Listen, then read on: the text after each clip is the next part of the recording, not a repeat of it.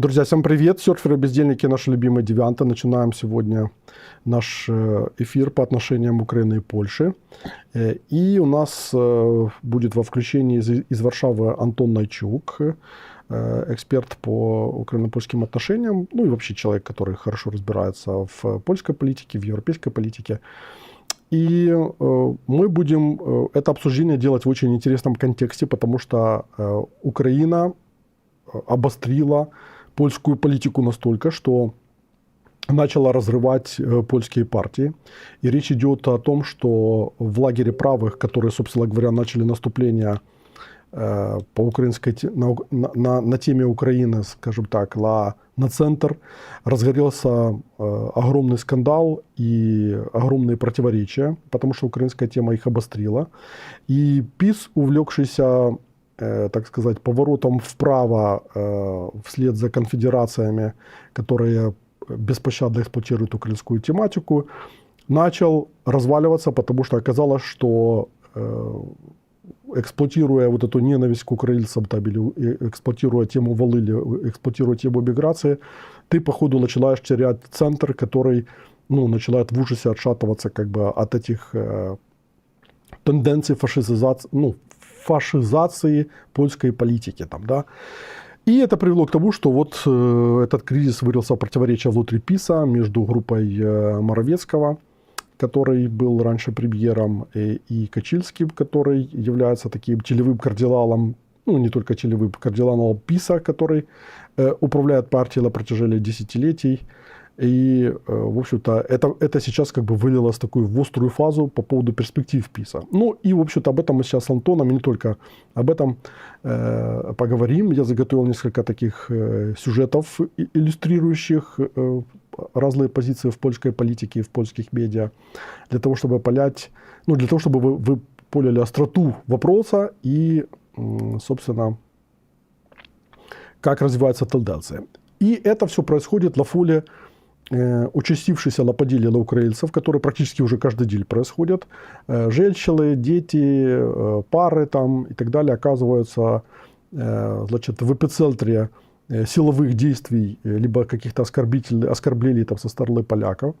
За всем этим чувствуется нам всем знакомый почерк русских, поскольку когда-то во Вроцлаве три парня с боксерской подготовкой, со спортивной подготовкой и с криминальным прошлым накидываются на украинцев, на парочку украинцев, то мы это все как бы в Украине часто видели в формате тетушек и в формате всех этих наемных акций, когда нужно создать видимость, покупаешь мальчика, покупаешь одного дебила, и в результате создаешь картинку, которая потом транслируется по всем СМИ. Вот то, что в Польше происходит сейчас каждый день, до боли это все напоминает происходившее до 2014 года, прежде всего, с 2004 по 2014. И почерк тот же самый. Поэтому, как мне говорили польские друзья еще пару лет назад, что структуры Януковича связывалась с Януковичем, просто жители Востока узнали этих людей, заходили в Польшу еще несколько лет назад, скупали людей, сетки начинали свои создавать. И, к сожалению, польские спецслужбы это пропустили, и вот последствия мы видим сейчас.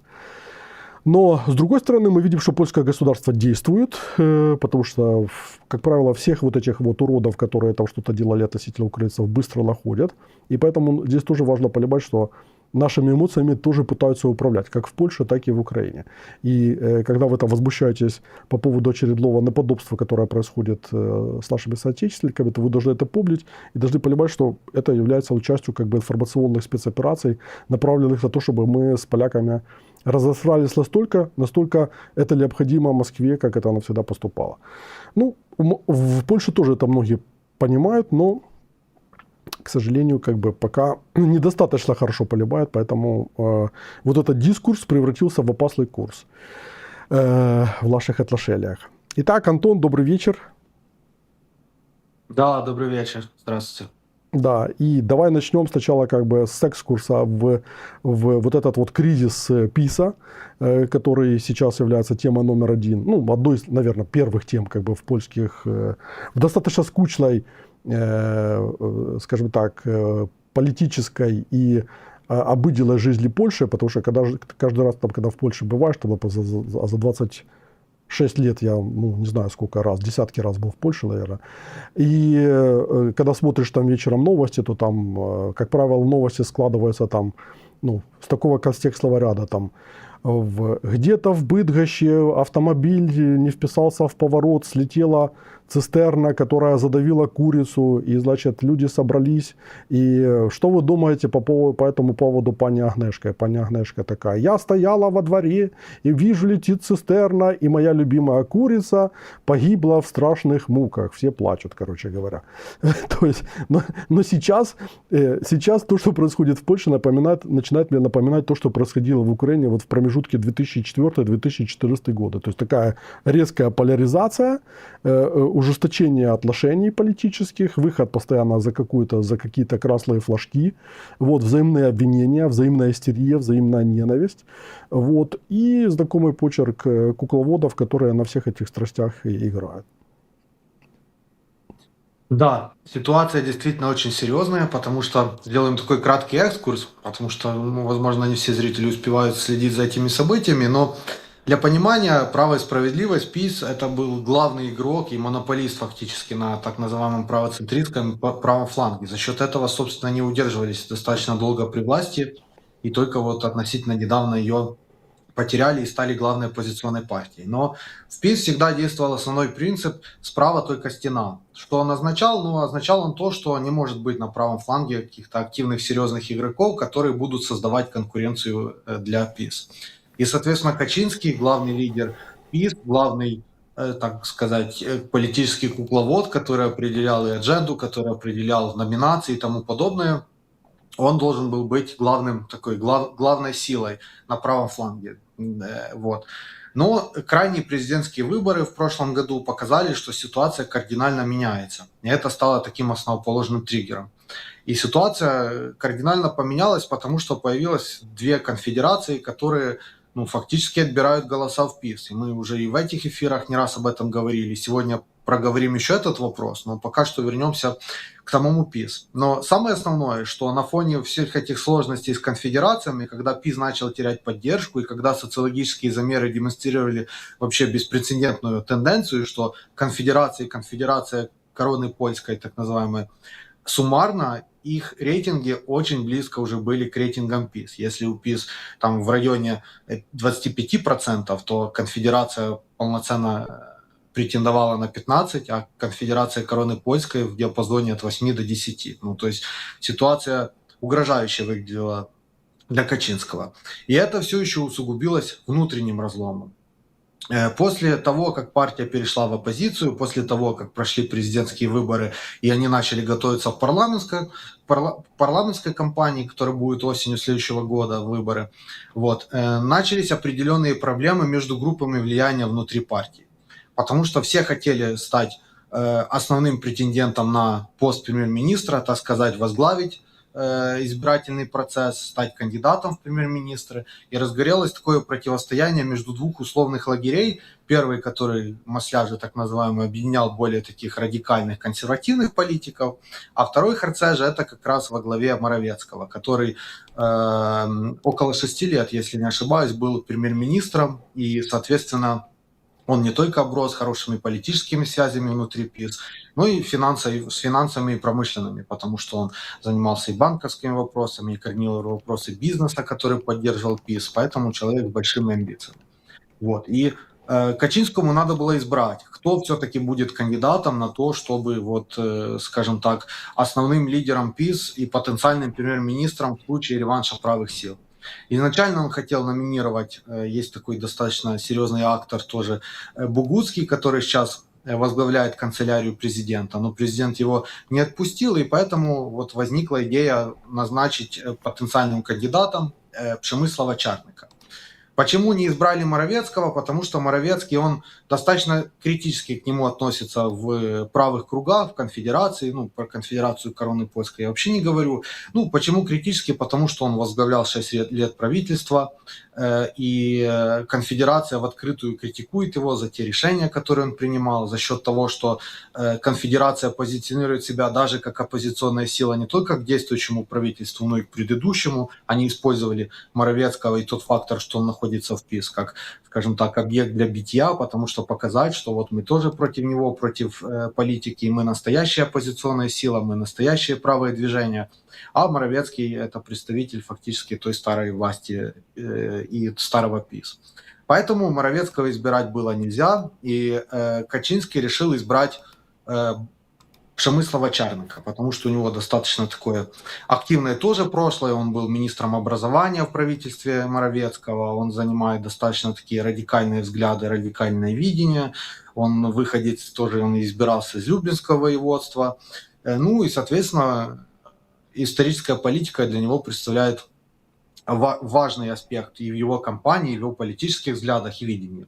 Почему избрали его? Как раз-таки с надеждой на то, что появится так называемый эффект Чарника за счет этого радикального лидера, они сумеют перетянуть те голосы, которые начали уходить от них и конфедерации короны польской. Поэтому, соответственно, Чарник получил такие полномочия, он начал активно демонстрировать свою ястребиность, если так можно сказать, такой радикализм, и начал достаточно активно высказываться и по теме Украины.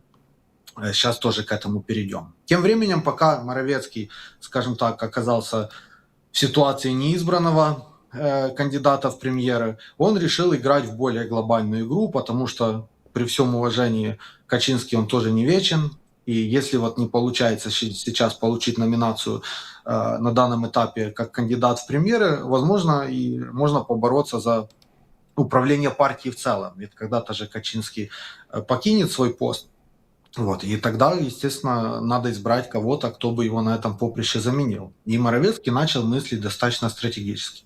Что сделал Моровецкий в этом ключе? Во-первых, он вроде как формально где-то и поддержал то, что уже, ну, не с первого раза, но согласился с тем, что хорошо, Чарный кандидат в премьеры, но он начал формировать свою группу внутри ПИС, которую назвал «Развитие плюс», «Розовый плюс». Вот. И эта группа, ну, она фактически формировалась как полноценная институция политиков, представителей Сейма, Сената, евродепутатов, максимально лояльных Моровецкому. То есть такая политическая партия внутри ПИС, но пока что юридически, конечно же, не оформлена как политическая партия. Вот. И тут случился еще больше раскол, потому что Моровецкий, он выступал с более прагматических, таких консервативных и центристских позиций. Он и в рамках внутренних коммуникаций с Качинским он делал акцент на том, что вот нет необходимости двигаться вот этот радикальный правый вектор. Ну, не получится забрать голоса обратно у конфедерации и у конфедерации короны польской. Более того, то, что ты говорил в начале эфира, что еще может прийти к тому, что еще и эти голоса центристские растеряются, потому что пытаться двигаться в нарративах маргинального Брауна, либо уже более таких тоже радикальных представителей партии конфедерации, ну, тогда это вызовет многие вопросы внутри у представителей ПИС такого центристского крыла, потому что, ну, нельзя называть ПИС традиционно так, как выстраивались наши отношения, в особенности после начала полномасштабного вторжения Российской Федерации, нельзя назвать это антиукраинской партией, потому что да, конечно, до 22 года были многие проблемы, которые, к сожалению, так и не решились. Вот они в какой-то мере сейчас тоже на первый план выходят. Но, тем не менее, с начала полномасштабного вторжения, когда Моровецкий был премьер-министром, и Качинский тоже, как говорится, и тогда руководил партией, они заняли достаточно конструктивную позицию, максимально конструктивную. Они первыми приехали в Киев, они все, что было возможно в плане вооружения, предоставили Украине. Более того, у Моровецкого была такая идея выходить на подписание стратегических договоров с Украиной, формирование новой концепции взаимоотношений, где будут учтены факторы безопасности, факторы экономики, ну, полноценное стратегическое партнерство, уходить от этой конфронтации, конкуренции, переходить на такие, скажем так, важные фундаментальные вещи. Но это все сорвалось. Сорвалось в какой-то мере, в большой, я бы даже сказал, мере, по вине польской стороны. Почему? Потому что тогда Качинский захотел играть в более такую радикализацию, тогда возник этот кризис зерновой, который потом перерос в блокаду и тому подобное. Но все эти позитивные намерения Моровецкого тогда, в 23 году, они не реализовались, сорвались. Сейчас же он, в принципе, от этих намерений не отказался. Да, изначально он занял достаточно конструктивную позицию, даже когда была инициатива от президента Польши забрать награду Белого Орла, да, когда вся эта история разгорелась, когда начали тоже отправлять свои ордена и награды польские политики после указаний Качинского. Моровецкий изначально не захотел отправлять, потом все-таки он передал свою награду в музей польский, но он пытался максимально занимать прагматичную позицию, насколько это возможно, насколько, скажем так, чтобы не выходить из общего тренда, но демонстрировать свой адекватный подход. Вот. И эта позиция также отображалась и на его видении в целом. Он выступал за то, что да, консервативная партия ПиС должна быть, да, должны быть консервативные взгляды, но нельзя переходить вот эту черту ультраправого вектора. И он это подтвердил, что в своей внутренней коммуникации внутри партии с Качинским он эту идею продвигал. В итоге вот это стали две такие фундаментальные тенденции началом разлома внутри ПиС. Качинскому очень не понравилось то, что Моровецкий развивает свой, ну, уже потенциально политический проект, который дальше будет двигаться, скорее всего, как политический, что он развивает это внутри партии. И тогда уже был первый так звоночек, началась первая эскалация. Тогда временно это удалось потушить. Там вмешался, есть такой, он-то евродепутат, но на практике он, как это в Польше называется, спин-доктор, ну, то есть такой политтехнолог, политический идеолог Адам Белан. Он в этот процесс вмешался, он организовал встречу Моровецкого с Качинским, к ним подключился Чарник. Вроде нашли, скажем так, временный компромисс. Но по факту Моровецкий продолжал делать то, что он и делал до этого. Формировать под себя такое крыло, полноценную группу лояльных парламентариев, которые будут исповедовать его политические взгляды. Тогда весь этот раскол они попытались прикрыть таким технологическим трюком, сказали, что вот два крыла у ПиС, или там еще была такая метафора, легкие, что вот будут дышать и центристским, и правым флангом, как говорится. Но, как показала практика, как минимум легким Моровецкого уже сильно не надышится, потому что Качинский радикально разочаровался в том, что происходит. Он решил, что Моровецкий его обманул.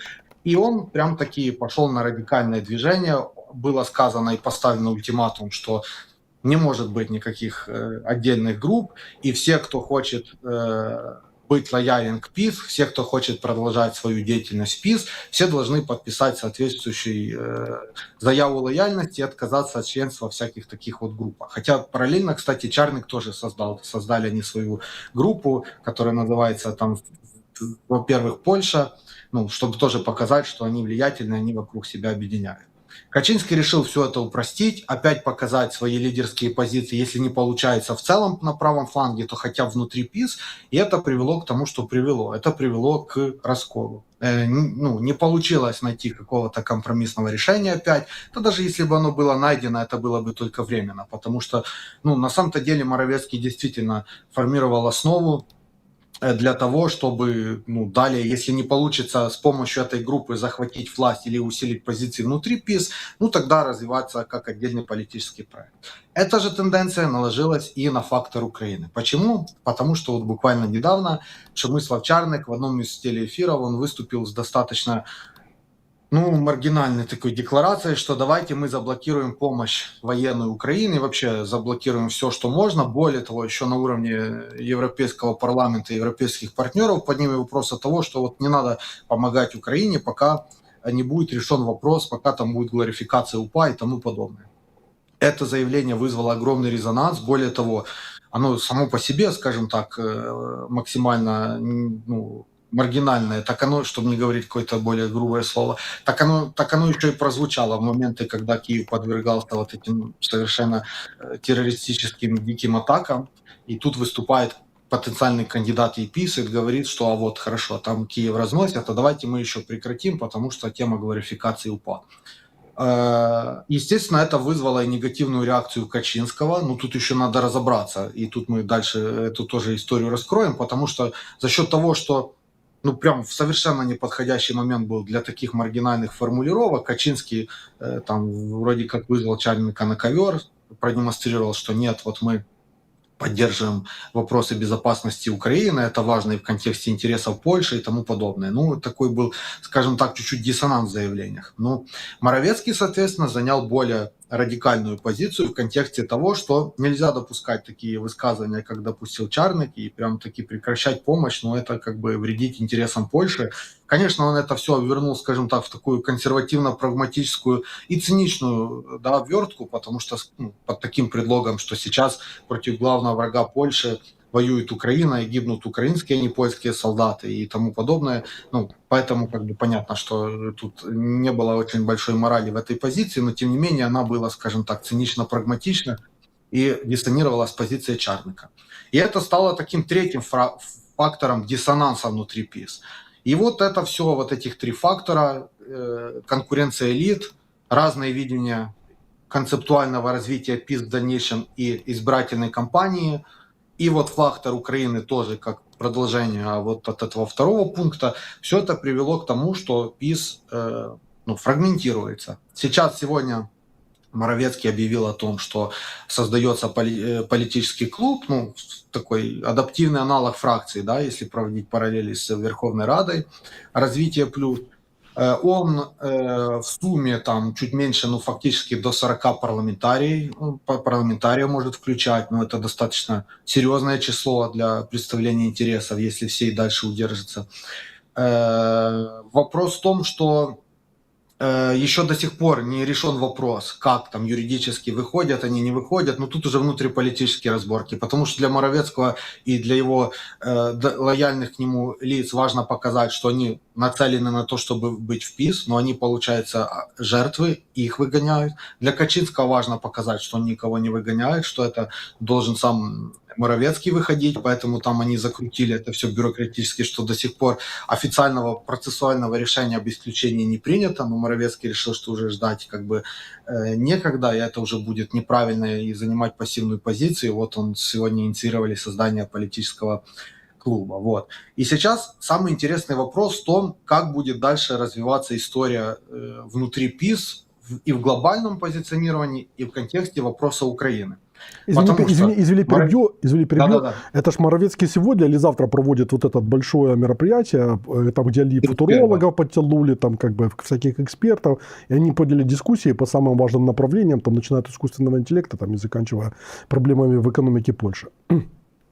Да, они планируют это 31 июля, если не ошибаюсь. И это, кстати, Да. тоже было тем триггером, который очень сильно раздражал Качинского, потому что, ну, фактически они проводили, ну, как партийное мероприятие. Ну, это там и надо было найти под это финансирование, и надо было под это собрать и экспертные круги, да, и как бы, и это сильно Качинского тоже разозлило, что вот как он без ведома Качинского фактически такое проводит.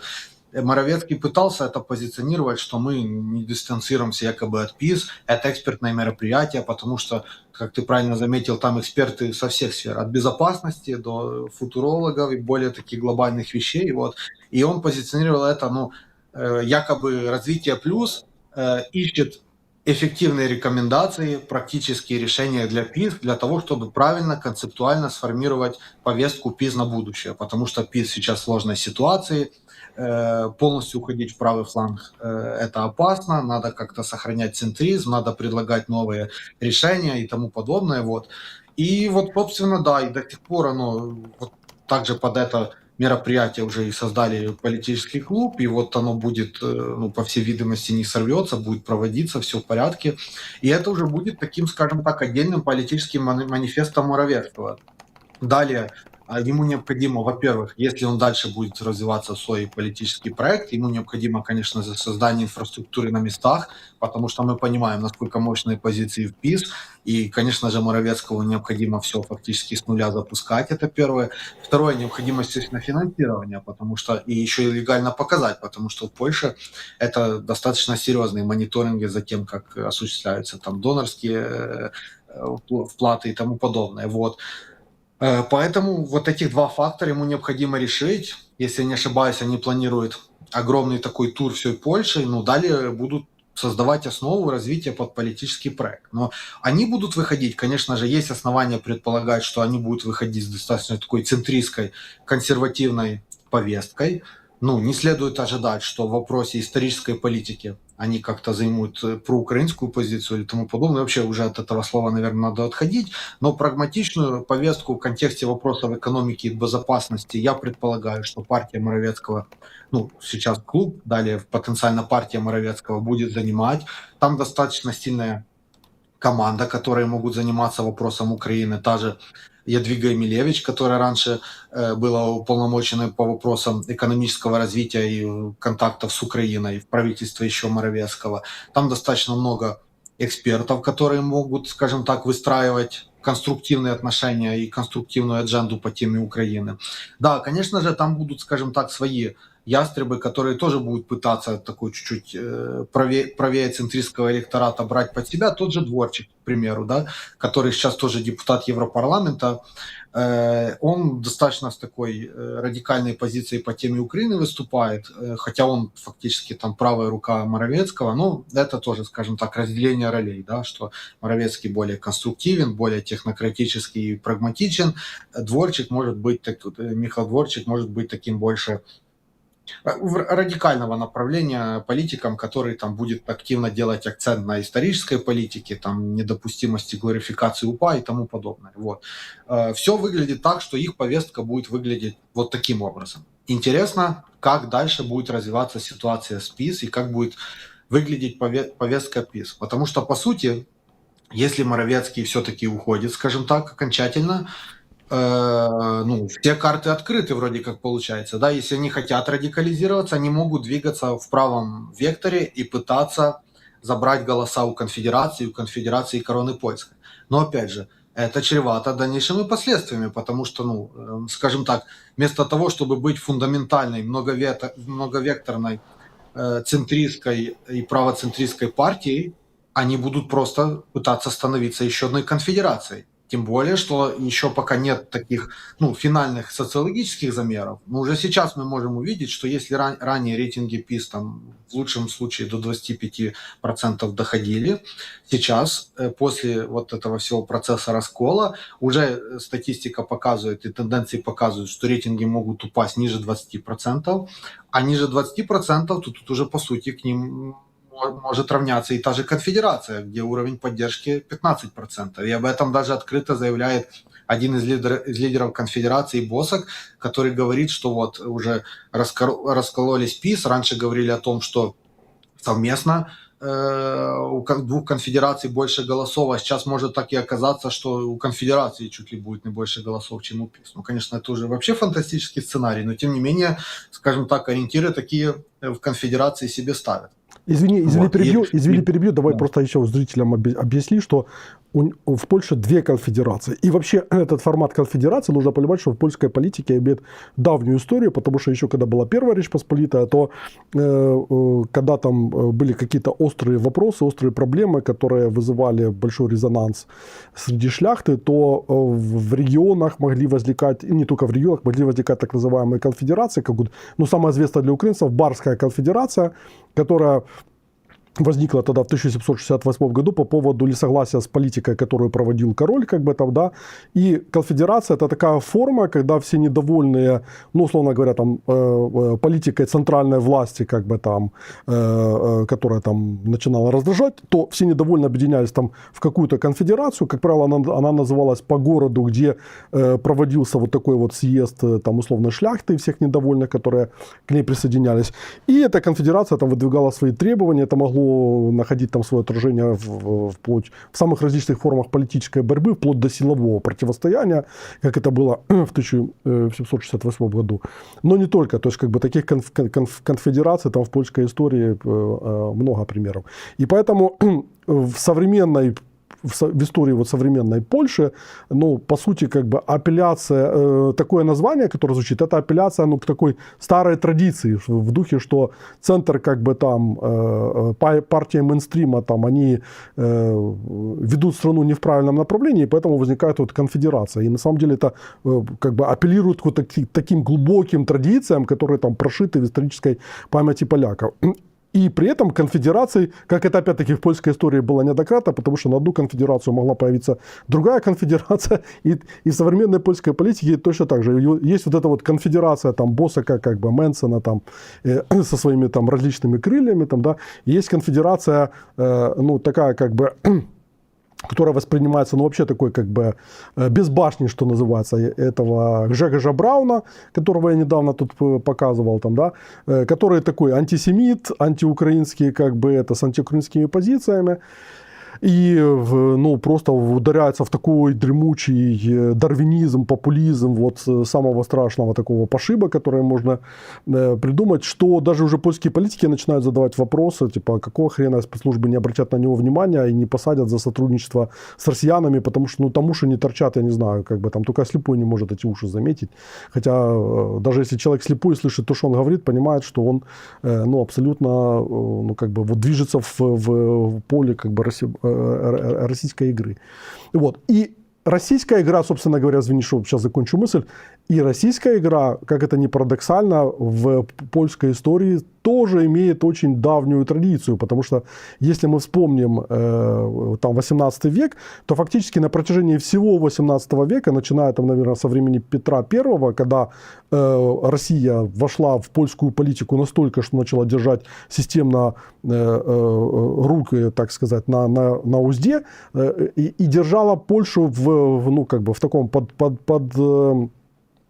подвешенном состоянии, потому что через различную систему там, групп влияния, институциональные различные,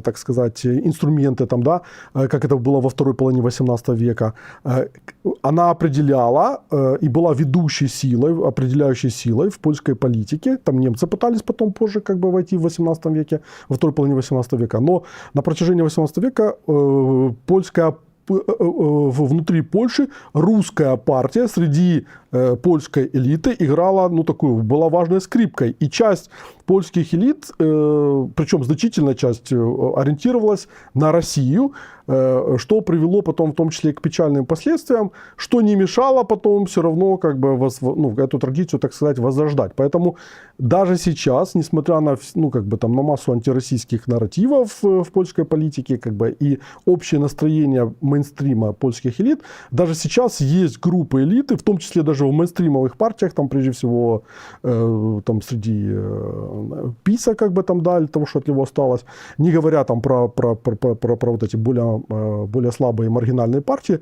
есть люди, которые системно, ну, как бы там выступали за, ну, как бы за отношения с Россией, там, и тайно, как бы там даже эти отношения поддерживают, там ездят и общаются с российскими представителями там где-то через Киргизию или через Казахстан, так же, как это делают там немецкие политики из самых различных партий.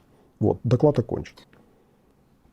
Да, ты все правильно разложил полностью. Получается действительно такая ситуация. Вот показательные президентские выборы, где Польша раскололась фактически на два лагеря, потому что они там обои набрали более 10 миллионов голосов, но там разница небольшая. И вот этих 10 миллионов голосов, 50 плюс процентов, условный такой центристский, правоцентристский правый фланг.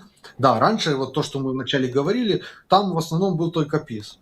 И ПИС объединял все вокруг себя, и поэтому они не хотели, чтобы кто-то другой появлялся. Ну и фактически вот все эти такие группы, и маргинальные, и такие условно пророссийские и тому подобное, ну у них не было выбора, да, как ну, в супермаркете, что нет что выбрать, приходится брать что есть. Так и здесь. У них не было варианта, они фактически там в том числе или не голосовали, или за ПИС голосовали. Вот. А сейчас, после особенностей президентских выборов, сформировалось две еще дополнительно правые силы. Одна правее от ПИС, это конфедерация, куда входит вот и Босак, и Менсен, тот, который был кандидатом в президенты на прошлой кампании. И есть еще правее уже даже от конфедерации, ультраправая, ну полностью маргинальная конфедерация Короны Польской, ну там, чтобы не путать, можно Корона ее там, например, называть, да. И вот эта корона в действительности, она включает все, ну, все, скажем так, девиантные социальные сегменты, которые только можно было, потому что там-то полноценной какой-то и повестки политической нет. Они сейчас раскручивают тему необходимости проведения референдума по выходу с ЕС. При этом они там не понимают, как эту историю вообще, да, дальше использовать. Ну, просто банально популизмом занимаются для того, чтобы получить голоса. Но самое страшное, что эти ксенофобские, эти фашистские настроения, они находят поддержку, потому что рейтинги партии, в пределах 80%, а рейтинги доверия к ее лидеру Грегору Брауну даже поднялись вверх после вот всех этих скандалов и политизации вопроса Украины. И вот в контексте этой конфедерации короны польской короны, там есть такие люди, которые, тот же Матеуш Пискорский, это журналист такого реально пророссийского издания в Польше, которое почему-то, до сих пор не закрыто, «Мысль польская». И у него когда-то была своя политическая партия «Змяна», которая вроде как была заблокирована за там явную пророссийской склонности. И не исключено, что этот Пискорский, он может войти в проходной список Брауна, что этот человек вообще в теории может пройти в Сейм. И это на самом деле большая опасность, потому что, вероятно, скажем так, как-то мониторят, да, то, что он делает, и, возможно, какие-то российские его связи и прочее, но, тем не менее, пока что никто ничего не заблокировал, и, есть большая вероятность, что этот человек может войти в парламент.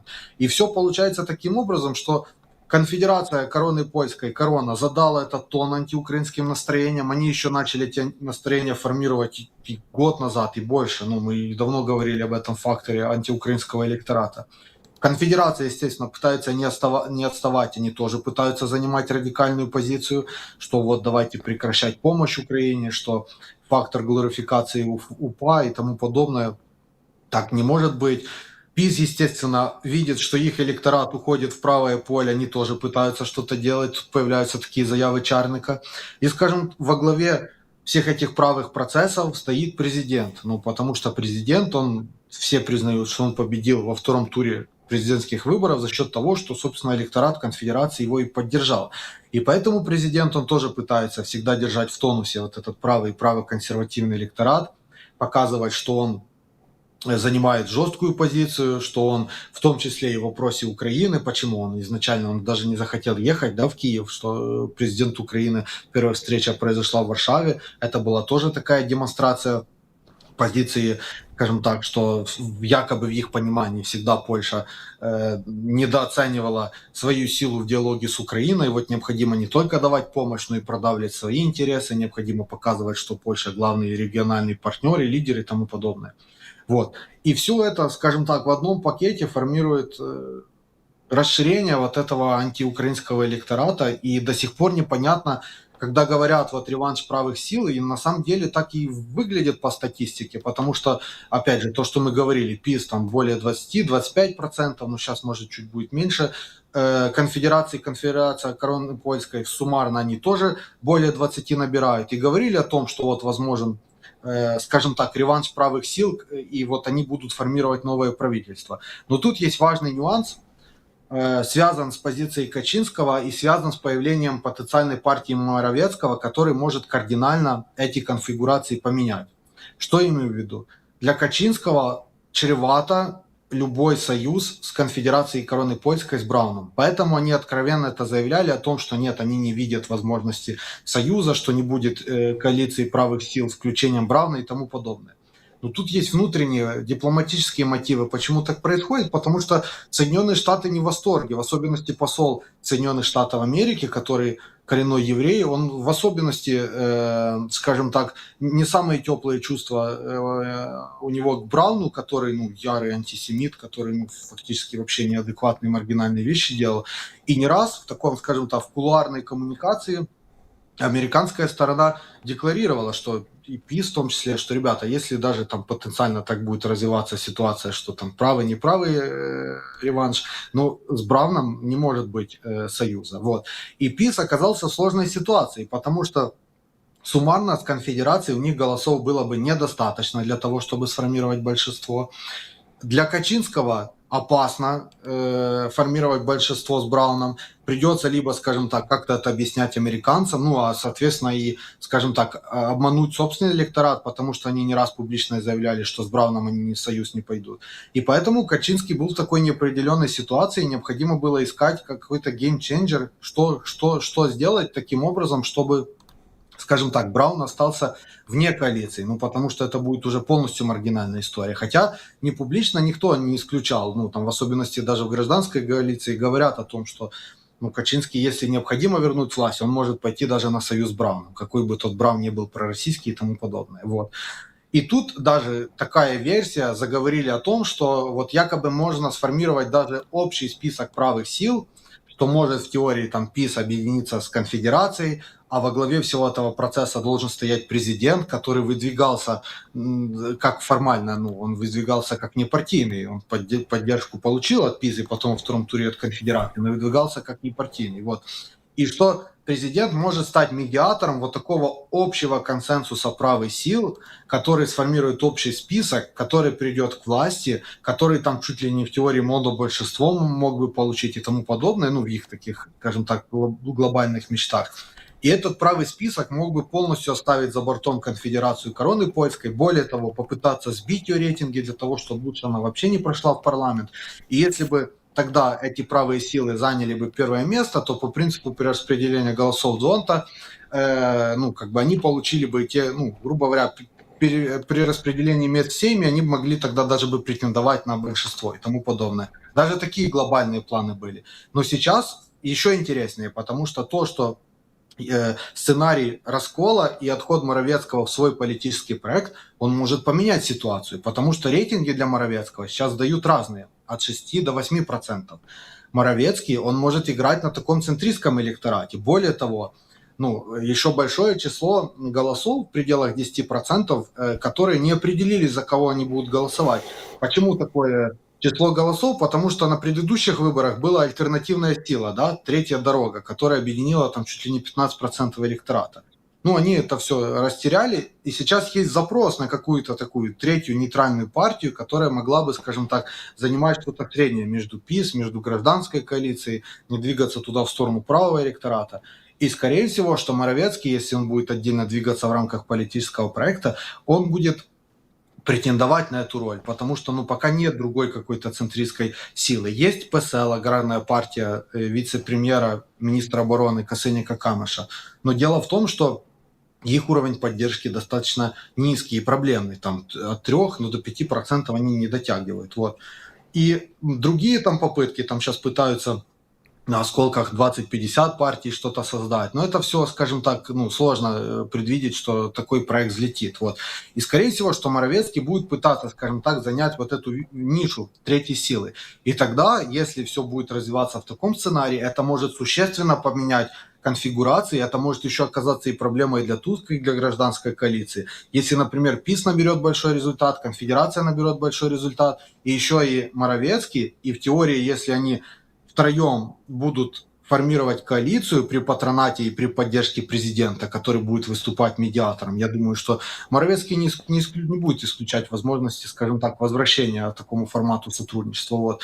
И вот может реванш правых сил произойти не с Брауном, а вот в такой формации. Угу. Ну, потому что, опять же, возвращаясь изначально, Браун, ну, это очень токсичный политический проект, ну, вообще. И то, что там, скажем так, российские связи, ну, что говорить, если, например, он писал письма на того же Лаврова о необходимости там как-то стабилизации отношений и тому подобное. Вот они недавно проводили мероприятие, что вот большие тарифы в Польше и тому подобное, необходимо как-то из этого всего выходить, а там эксперт, который готовил аналитику для этого мероприятия. Но он раньше вообще занимался, чуть ли не лоббистом был Газпрома еще там до военное время. Ну, то есть я думаю, что проект Брауна это максимально токсическая история, и даже тот же Качинский, он заинтересован в том, что если и возвращаться, ну, перехватить власть, то в идеальном формате, без Брауна. Вот, если уже в целом так все сформировать, ну, вроде все по полках разложили, что касается электорального расклада правых сил. А вопрос, извини, такой еще. То есть вот эта вся ситуация, она напоминает, ну, в какой-то степени немецкий расклад, как бы в том плане, что у них нет такого как бы явного лидера, хотя сейчас АФД постепенно там набирает обороты и начинает отрываться, как бы там, да, и в результате может возникнуть ситуация, как в Турции в свое время, когда партия справедливости и развития как бы вышла на такой уровень, там под 40%, там 35-40 и дальше, что, ну, никто потом уже на протяжении 2 десятилетий не может к ней приблизиться.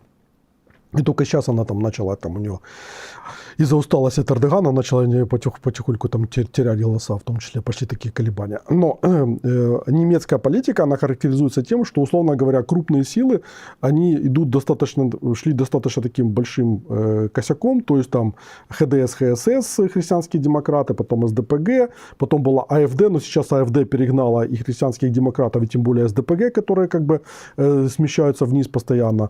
Вот. Плюс зеленые, которые там свои 10% там и больше брали, когда, насколько я помню, там, ну, короче, в районе десятки.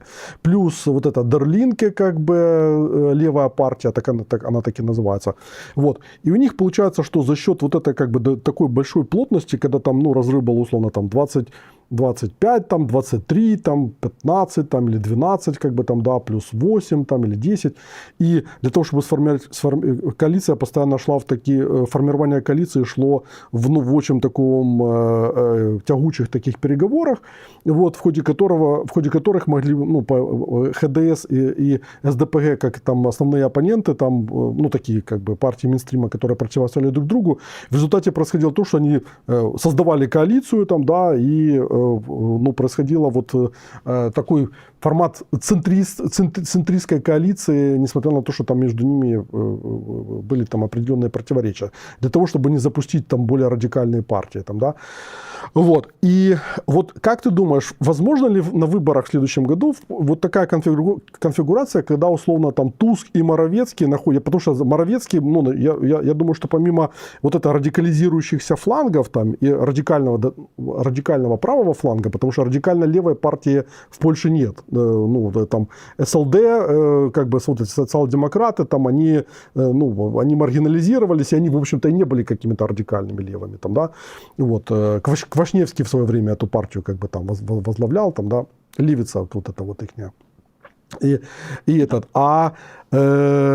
значит, на правом фланге, то есть вот есть радикализация, которая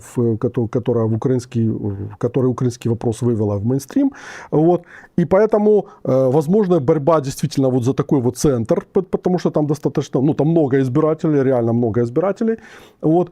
И таким образом вполне может оказаться, что Моровецкий и Туск могут найти общий язык вот, как бы на фоне вот этой фашистских всяких тенденций, которые видны на правом фланге, и таким образом вот попытаться создать партию, ну не партию, а создать конструкцию, в которой будет вот такой вот расклад.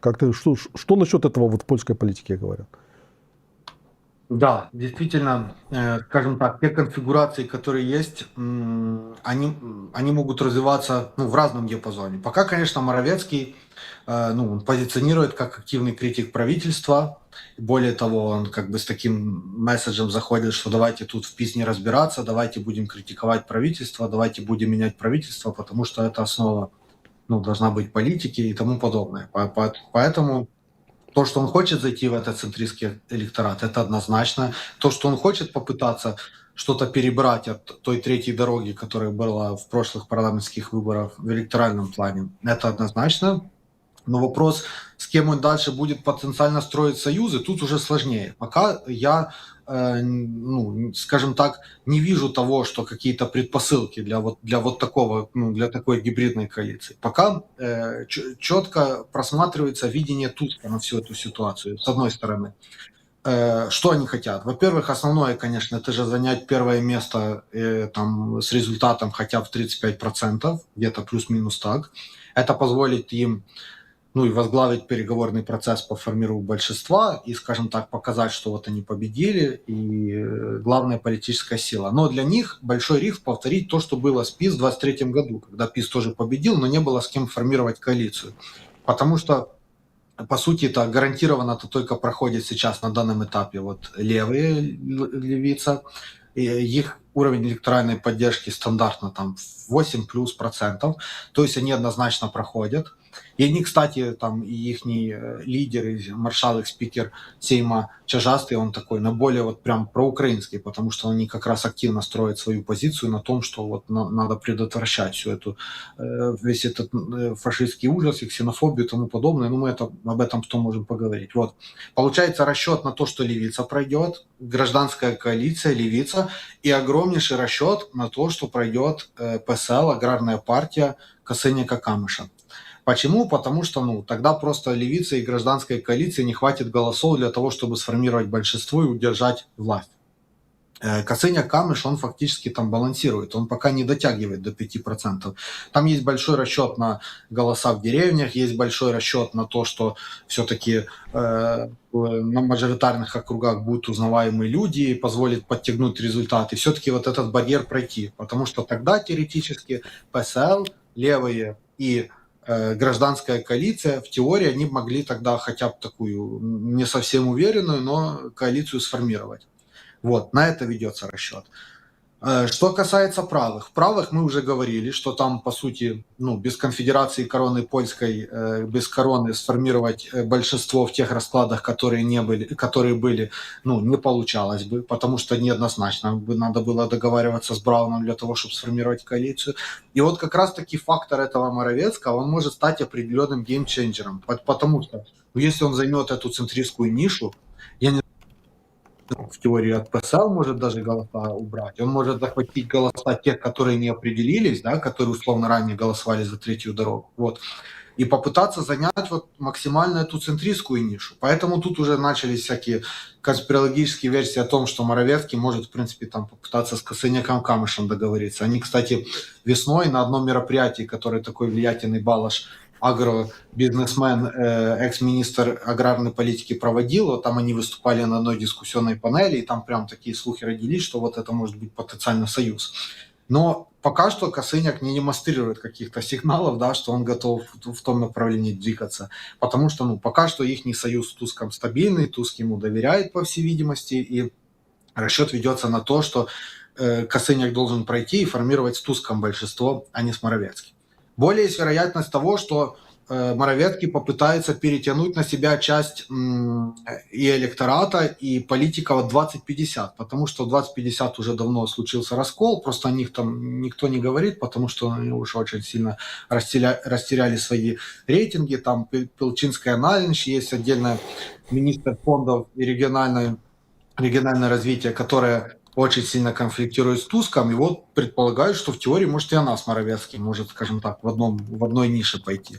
И вот, собственно, вот от того, сколько наберет, будет развиваться ли успешно этот проект Моровецкого, сколько он наберет голосов, и, по сути, вот он может оказаться тем фактором, который определит конфигурации новой коалиции. Потому что, как я говорил вот буквально недавно, если Моровецкий займет хорошие позиции, там, до 10%, то, в принципе, я не исключаю того, что он будет формировать большинство с конфедерацией. Да, понятно, что в конфедерации его не любят, но ради того, чтобы вернуться к власти, и там, если президент поможет, то в теории может быть и такая коалиция. Поэтому пока сложно, скажем так, все конфигурации, пока мы описали базовый сценарий, да, базовое видение Туска, мы описали базовую ситуацию, раскладку сил на правом фланге и правоцентристском, но очень много будет зависеть от этого фактора Моровецкого. Если он правильно, скажем так, разыграет свою карту, если он действительно сумеет построить хорошую партийную инфраструктуру на местах во всей Польше, если он сумеет найти достаточное финансирование, хорошо провести кампанию, в принципе, он может, скажем так, зайти однозначно в парламент, и тогда его фактор будет достаточно важным в этом ключе. Давай вот тут спрашиваю, вопрос такой был. Объясните, пожалуйста, почему польские правые видят в Украине угрозу и хотели бы, чтобы она была периферией или периферии депрессивным буфером. Давай вот в качестве иллюстрации покажем вот это выступление Марка Якубяка. Это депутат польского парламента, Сейма Польши, тоже с 23 года, от партии Кукис, значит, которая была такой правой партией, появившейся в 2015 году. По фамилии, в общем-то, создателя, это рок-музыкант.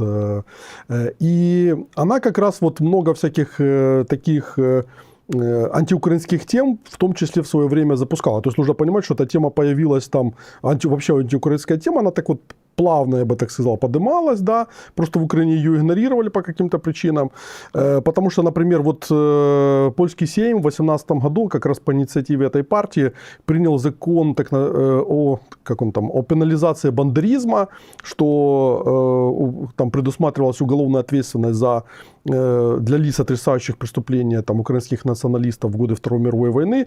И тогда Томаш Жимковский из этой партии как бы сказал, что это вот главное там, его достижение чуть ли в той каденции этого парламента.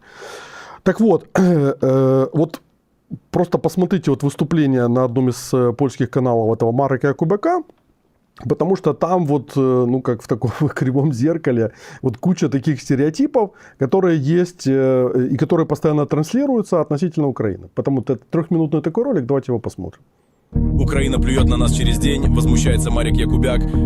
Ну и зачем тогда эти радиолокационные системы? Зачем эта сетицентричность польской армии, если у нас отбирают инструменты и отдают их государству, которое плюет на нас еще и через день? Я этого не понимаю. Я просто этого не понимаю. Украина плюет на нас через день? Ведь это видно совершенно ясно. Но у нас есть. Я говорю, да, у меня было резкое выступление в парламенте на эту тему, потому что все это начинает меня раздражать. Я не знаю, откуда у украинцев такая мысль, что у нас есть какие-то обязательства перед ними, и все, что говорит Дональд Туск, он говорит во вред Речи Посполитой. Потому что, слушая это, украинцы убеждаются, что у нас перед ними есть обязательства. Но у нас нет перед ними никаких обязательств. Ну нет у нас. А вот у них есть обязательства перед автохтонами, то есть перед теми, кто жил на этих землях, а они их уничтожили, чтобы самим там жить, Профессор Анджей Новак в интервью французскому еженедельнику сказал так. Киев никогда не проявил даже малейшего искреннего выражения благодарности. Благодарности не было. А имеем ли мы дело даже с определенной неблагодарностью? Потому что сейчас эти последние слова, но тоже присвоение воинской части имени героев УПА, разговоры о том, что мы не отступим, что по сути будем чествовать, кого захотим, это не ваше дело. У меня есть информация, что все еще хуже, чем мы думаем. Это значит, что в воинских частях бандеровщина и такое нацистское отношение являются обычным явлением. И мы старались как бы деликатно, потому что там идет война, потому что, как я уже говорил в начале своего выступления, у нас в голове засело, что это война, это пограничная битва, и сегодня это конец Первой мировой войны. Поэтому я считаю, что эта война должна закончиться, но она может и не закончиться, потому что это бизнес. Если украинские олигархи выводят деньги в таких количествах, что у меня волосы встают дыбом, и даже сама Европейский Союз уже вздрагивает от этой постоянной помощи, потому что сколько бы ни давали, но все исчезает. А с чем у нас сегодня проблема? В Польше тоже политкорректность? С легкомыслием. Вы знаете эту поговорку: легко пришло, легко ушло. Вот у украинцев так и есть. Один патриот, господа, стоит $1 миллион, а они стреляют по дронам за $20 тысяч из патриотов просто потому, что у них были... Вот это и есть то легкомыслие и отсутствие военной культуры. К чему ведет такая беспечность? Тем, что не будет патриотов ни для нас, ни для них. И кто от этого пострадает? Мы.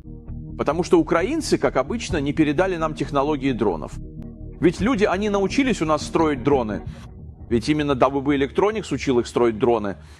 И что теперь? Что они теперь строят дроны лучше наших?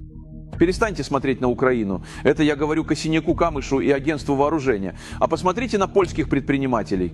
Как я уже 3 года говорю, есть человек по фамилии Качмарек. Проверьте это сами. Он хочет построить завод по производству боеприпасов. У него есть технологии, есть лицензии, есть все, а заказов ему не дают. Очень интересное выступление, потому что он даже сам себе вот логически противоречит, умудряется логически противоречить в течение 5 секунд, как бы там, да, то есть вот он говорит, что Украина сбивает патриотами там стоимостью в миллионы, сбивает дроны, хотя, это было в начале, но потом, в принципе, Украина достаточно быстро исправилась, и, собственно говоря, в этом сейчас есть ее одно из преимуществ, потому что мы научились сбивать там и мобильными группами, и антидронами, и F-16, короче говоря, есть комплекс, так сказать, ПВО, который решает эту задачу на более высоком уровне. И, в принципе, можно сравнить, как Польша сбивала дроны, и сколько она там потратила ракет. Поляки сами там считали, насколько это было неэффективно и так далее и тому подобное. Поэтому, то есть он, во-первых, делает там кучу заявлений, которые вообще не соответствуют действительности, выглядят абсурдными, потому что он делает заявления по поводу того, что мы сбиваем патриотами дроны, тут же делает, почему Украина не передает нам дроновые технологии, как бы там, в том числе, очевидно, антидроновые ракеты, с помощью которых, антидроны, с помощью которых мы сбиваем сейчас там шахеды и все остальное говно, которое к нам летит, вот. Тут же говорит, что Украина научилась там чему-то у Польши, и теперь это как бы развила и использует больше, чем сама Польша. Ну, тогда логично задаться вопросом, почему Польша своими дронами не сбивает как бы российские дроны там, или не имеет как бы таких вот... не имеет вообще такого даже подхода, там, потому что учения, которые проводили там недавно в польской армии Суwałkowskim коридором, сами польские солдаты, которые участвовали в войне в Украине, на польских YouTube-каналах высмеяли, поскольку сказали, что мало выводов было сделано из украинской войны. И, собственно говоря, я даже не говорю про всю это, как бы, чтобы какие-то бандеровские части, которые существуют, там, и прочее. Вот это все как бы пример такого маргинального дискурса, который вот начинался с Гжегожа Брауна там условно, и потом как бы все глубже затягивался как бы в польскую политику, хотя нужно отдать, нужно вспомнить, что сам Гжегош Браун, еще я у себя на странице ставил там неделю назад где-то, в 2010 году в принципе выступал с достаточно лояльными к Украине заявлениями по поводу того, что нужно как бы там улучшать отношения, развивать экономику и все такое. Так вот, это вот как бы, условно говоря, вот кукис это такие, правые, которые, такие правые популисты, вот такие вот совсем как бы популисты как бы там, да, которые там рассыпались после победы в 2015 году, когда они там, по-моему, 40 депутатов провели, там был у них такой большой успех.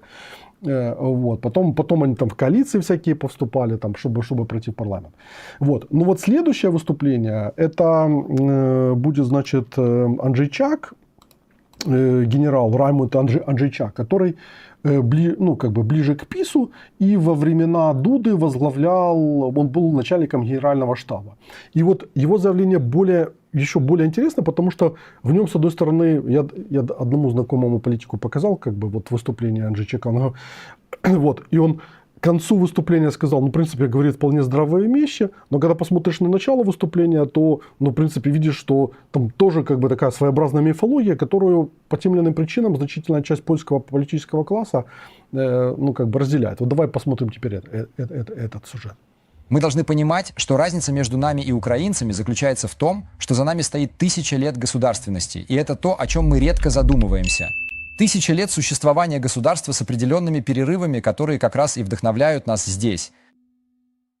И это имеет значение. А в то время как у Украины нет такой точки отсчета. Это все время были те окраины, куда убегали все, кто не соблюдал закон, и там, так сказать, управляли этим пространством. И сегодня, и я бы не хотел их оправдывать, да? Но те их ориентиры, на которые они ссылаются, в их понимании являются правильными.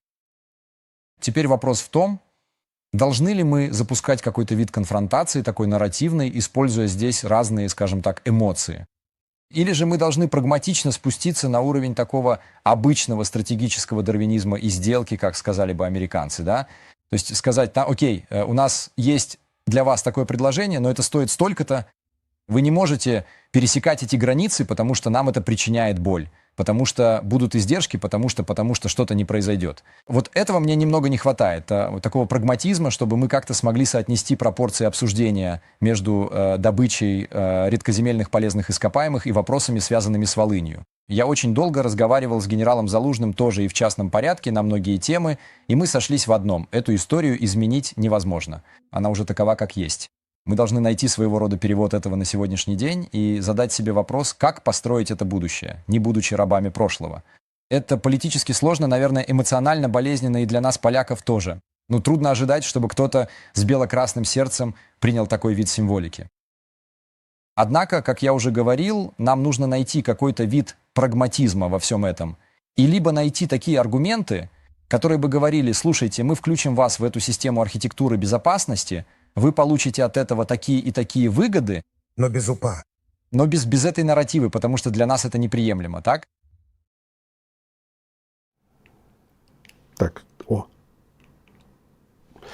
Вот. Вот эта вот позиция, она очень интересная, потому что в ней вот есть как бы сочетание прагматичной части, такой как бы подход к транзакционной политике, хотя сами по себе эти рассуждения, ну, для меня странные, потому что на самом деле Польша все время ведет с нами именно транзакционную политику, и то, что подается там как какая-то благотворительная помощь, там, что они нам там танки передавали, еще что-то, такой никого, ну, по сути, таковой никогда не было, потому что поляки получали за это деньги, либо из нашего бюджета, либо из бюджета стран Западной Европы и Штатов, получали как бы замену старого оружия новым оружием, получали, под это выстраивали как бы программу перевооружения там, и так далее, и так далее, и так далее. Поэтому, когда там Жихович там, или вот как этот генерал говорят по поводу того, что вот мы должны жестче как бы там как-то с Украиной, то это на самом деле все время происходило, и поляки пальцем не пошевелят, как бы там, ну, я имею в виду на уровне вот государственной политики, чтобы делать что-то вот, ну, в каких-то больших масштабах, что потребовало каких-то больших затрат из их бюджета. Вот. Это не отрицает как бы там благотворительность, это все присутствует, потому что со стороны польского общества был просто огромный порыв, который в 2022 году мы все увидели, оценили, и тут нужно поклониться как бы Польше за то, что действительно вот они для нас делали, там, для наших близких, друзей, там просто украинцев, которые следовали в Польшу, либо транзитом через Польшу, и Польша тогда реально миллионы людей приняла, как бы отправила дальше, приняла там у себя там, и так далее, и так далее, и так далее. И это все было. Но вот если говорить о политическом дискурсе, то мы видим, что вот как бы у этого генерала тоже присутствует своя мифология, потому что, с одной стороны, он говорит о том, что польская история там несет, вот, находится на тысячелетней базе. Он правильно сделал оговорку с некоторыми перерывами, причем эти перерывы были там по 150 лет, как мы знаем там из истории там, и так далее. И при этом выставляют украинцев, что вот у украинцев не было там своей истории, поэтому у них не было своего государства, поэтому, дескать, они там как дети резвятся, там, и вот это вот у них там есть свои какие-то нарративы исторические, которые мы понимаем, но которые неправильные, поэтому, и тем не менее, им прощать там их поведение неправильное не стоит, потому что, ну, у нас есть свои интересы.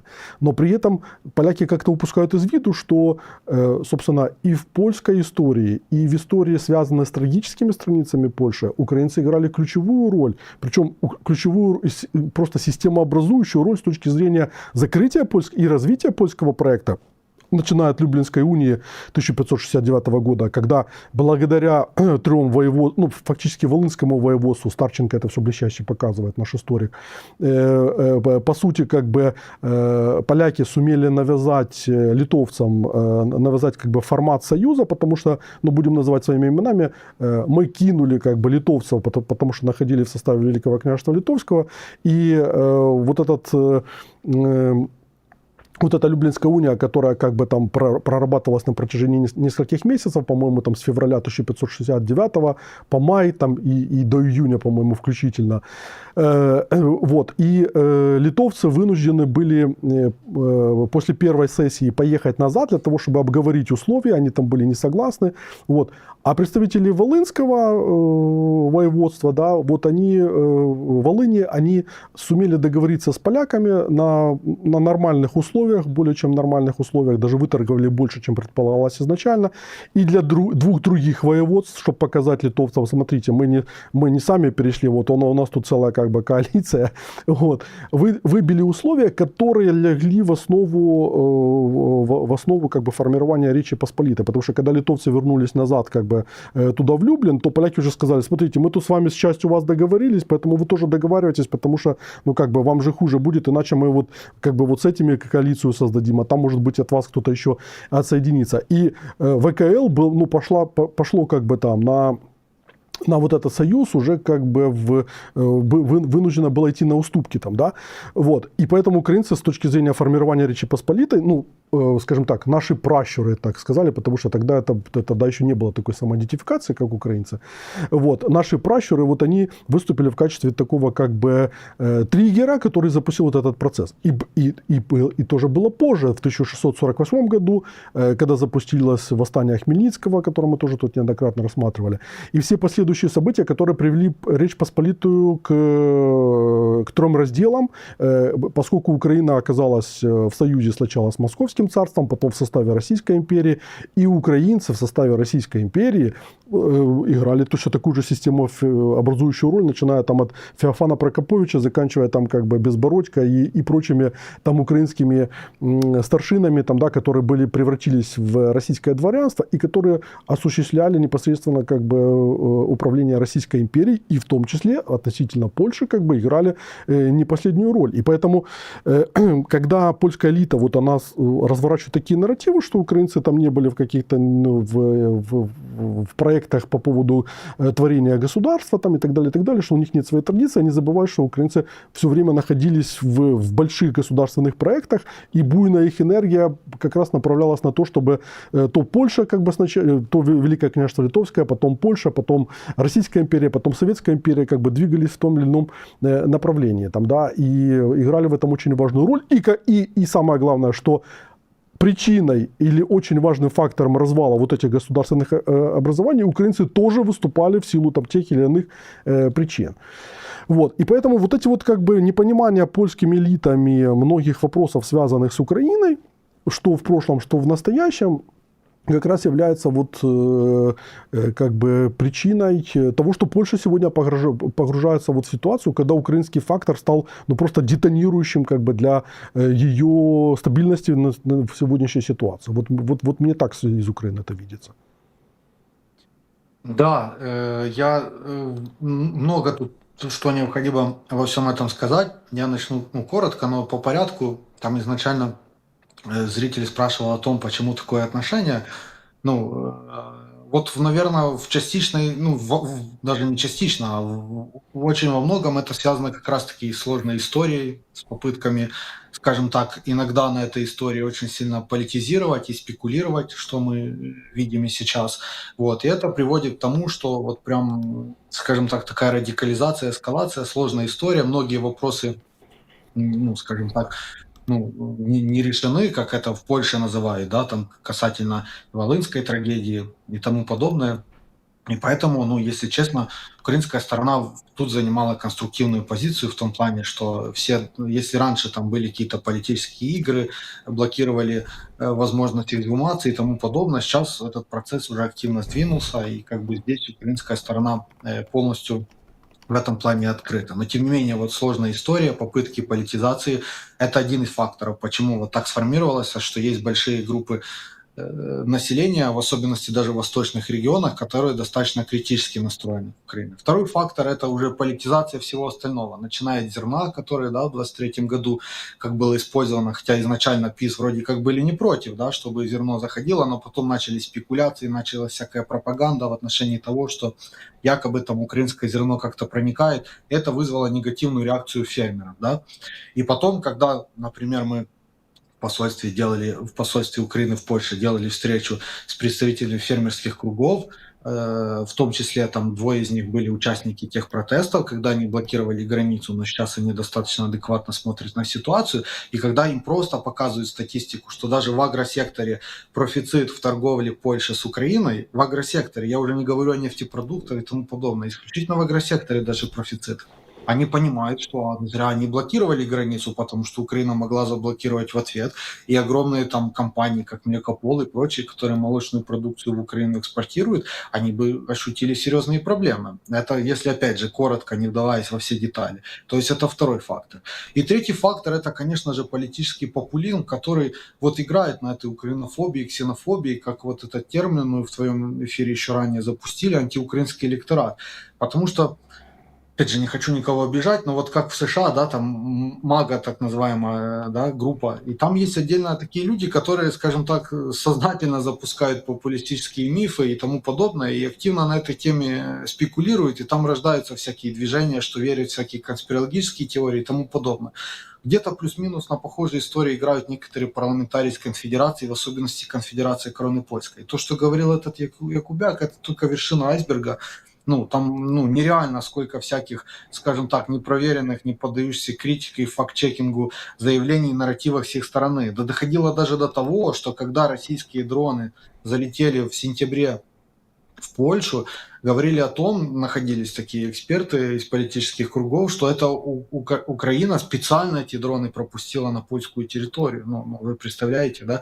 И как правильно тот же Якубяк, он просто запутался в своих тезисах, я не знаю, потому что это одно, что с ракетами, с дронами он перепутал и прочее. Мы видели, что происходило, когда эти дроны залетели на территорию Польши, да, как сложно это было делать. Мы, если честно, уже не один раз проводили мероприятия, когда приглашали наших военных, они встречались с представителями польского военного руководства на немного низшем уровне, на уровне Генштаба.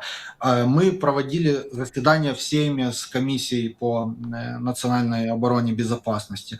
И там были всегда конструктивные, адекватные разговоры. Наши военные делали презентации, давали четкое понимание того, насколько важно был период, когда и с дронами, и потом, когда пошло развитие антидроновых систем. Дали идею, показывали, как наглядно тот же Ан был модифицирован в Украине для того, чтобы цивильный самолет, который был оборудован под сбитие дронов, и у него уже больше дронов сбито, больше 100, да, то есть несопоставимо даже с теми F-35, которые летали в польском воздушном пространстве и ракетами за $1 миллион сбивали дроны за 20 тысяч или сколько там. Вот. И все это польская сторона на адекватном экспертном уровне с большим уважением и с большим вниманием слушала. Более того, часть идей они как-то под себя интерпретировали. Та же идея с АН, да, потому что в Польше тут много есть возможности таких АН переоборудовать и использовать, в том числе для усиления системы ППО на таком уровне, да, чтобы F-35 не сбивали эти самолеты, а сбивали эти самолеты подобного типа самолеты. Также, когда мы крайне весной проводили мероприятия в Сейме, там, кстати, были представители на то время ПИС, которые сейчас вошли в Развой Плюс, и они очень адекватно, там был депутат, который из предприятия в Мелец, и он адекватно заявлял о том, что давайте сотрудничать, нам интересно, мы хотим развивать эти направления. Даже тот же форум в Гданске показал, что есть возможность, и не только форум в Гданске, есть возможность активного взаимодействия. Просто еще и польская система так построена, что у них огромное предприятие, этот ПГЗ. Если оно было всегда заточено на производство тяжелой техники, да, так оно, это сложно, это большой корабль, пока развернется условный, да, то сложно это все перепрофилировать. Да, у них есть УБ Электроник, который замечательно контактирует с украинской стороной. И наоборот, все строится на том, что давайте развивать кооперацию. Лично для меня эта история, то, что этот Якубяк сказал, что там не передали дроны, технологии, он имел в виду, наверное, ситуацию по МИГах, да, что польская сторона готова передать эти советские МИГ в обмен на технологии и тому подобное. Лично для меня это видится вообще больше политической историей, что, вероятно, как-то хотели показать, что вроде польская сторона прагматически подходит, Украине надо самолеты, дадим, но давайте вы нам тоже дайте технологии или дроны, чтобы на нас не критиковала оппозиция. Потому что по факту, да, это не проблема, потому что многие украинские компании заинтересованы взаимодействия. Многие готовы и в Польше работать, и это небольшая проблема, скажем так. Тут наоборот, украинская сторона открыта. Более того, когда были нападения российских дронов, когда они проникали в сентябре прошлого года в воздушное пространство Польши, что сделал президент Зеленский? Он сразу же обратился, сказал, что мы готовы полностью оказать содействие, мы готовы делиться опытом, делиться технологиями. Тогда приехал и Сикорский, и Косыня-Камыш. То есть адекватные представители в правительстве не заинтересованы в, скажем так, в эксплуатации и популизме на таком поприще. Поэтому все эти заявы правого фланга, они фактически просто маргинализированы, и тут иногда сложно, вообще сложно выстраивать с некоторыми, даже нет необходимости, наверное, какой-то цели выстраивать диалог, потому что, совершенно другое видение. Если мы говорим о таких визиях, о таких видениях, есть более такие, скажем так, консервативные, умеренные, да, правые из конфедерации, да, как тот же, к примеру, Босак. Босак, он всегда занимает такую позицию достаточно жесткую по Украине. Он раньше обижался, что его не приглашали в Украину, что там на всякие мероприятия и прочее. Может, и надо было приглашать. Может, сейчас надо пригласить. Пусть они приедут, посмотрят, потому что тут тоже рассказывают всякие истории. Тут есть такой политик, который вот он как раз партии Конфедерации, Рафал Меклер, который такой активный участник всегда протестов, и он блокировал там границу и тому подобное. У него сама компания, которая перевозит товары, логистическая, ему, естественно, украинские логистические компании ненавистны. И он там даже писал в социальных сетях, когда, кстати, Косыня Камыш приехал в 11 июля на Волынь. Вот. И тогда, когда писали, почему никто из представителей оппозиции с конфедерации не поехал, он рассказывал, что он там в списке расстрелян в Украине, что его там убьют, прочее.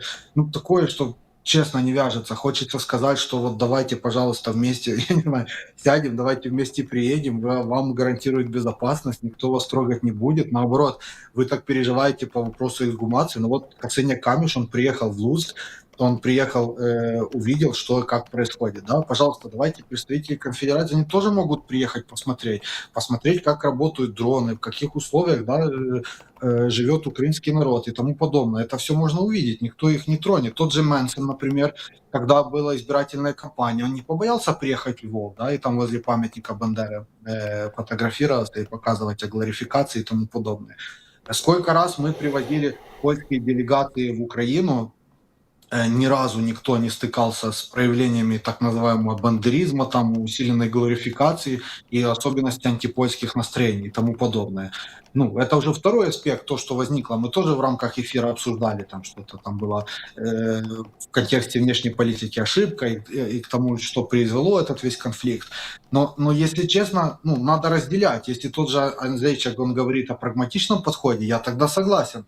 Прагматичный подход основывается на том, что не решим мы, не разрешим те сложные исторические проблемы, которые имели место. И они же были не только в польско-украинских отношениях, правда? В Европе все с друг другом, у них сложная история. Как-то нашли примирение.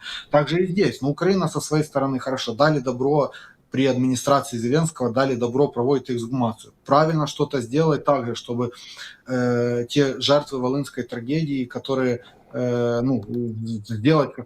сделать что-то, чтобы просто могли граждане Польши, которые хотят приехать, увидеть, чтобы они действительно могли отдать дань, могли поскорбить, могли все символически сделать, все, что необходимо для них. Это не вопрос. Я не думаю, что это большая проблема.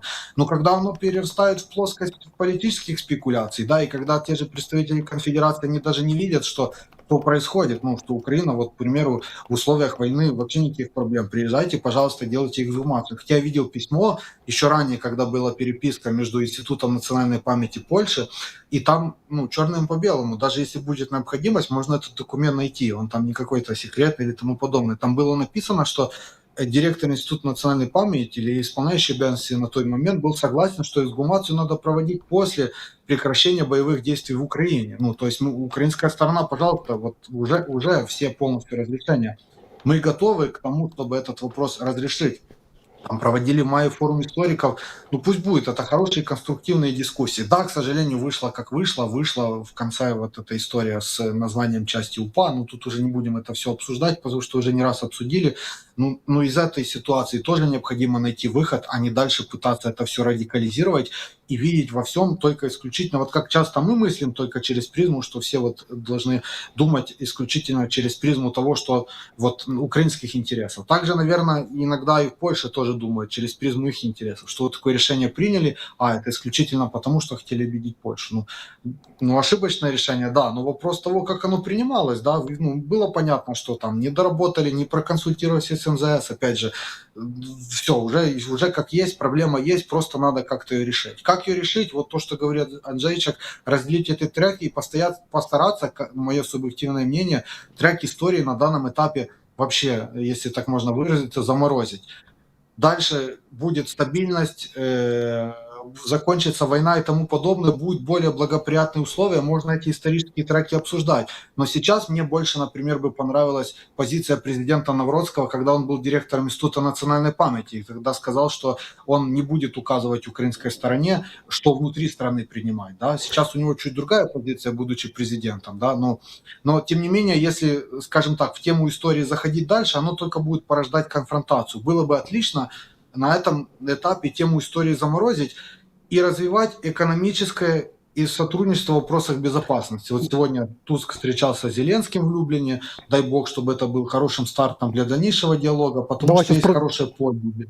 Да, Да-да. давай сейчас вот это в практическую плоскость переведем, но прежде чем мы его перейдем туда, коснемся вот истории, потому что вот помимо того, что есть вот этот вот антиукраинский тренд, там на теме Волыни и всего остального, сейчас очень много поляков, и это, ну, я просто специально как бы это достаю, показываю, что польское общество разное, потому что у нас тоже есть стереотипы, там вот это вот польские паны, польская, вот это панська Польша, вот это все еще с какого-то Советского Союза, как бы вот эти нарративы, они где-то там прописаны, начинают вылазить. Так вот, польское общество, как и украинское, очень разнородное. Там есть абсолютно различные социальные группы.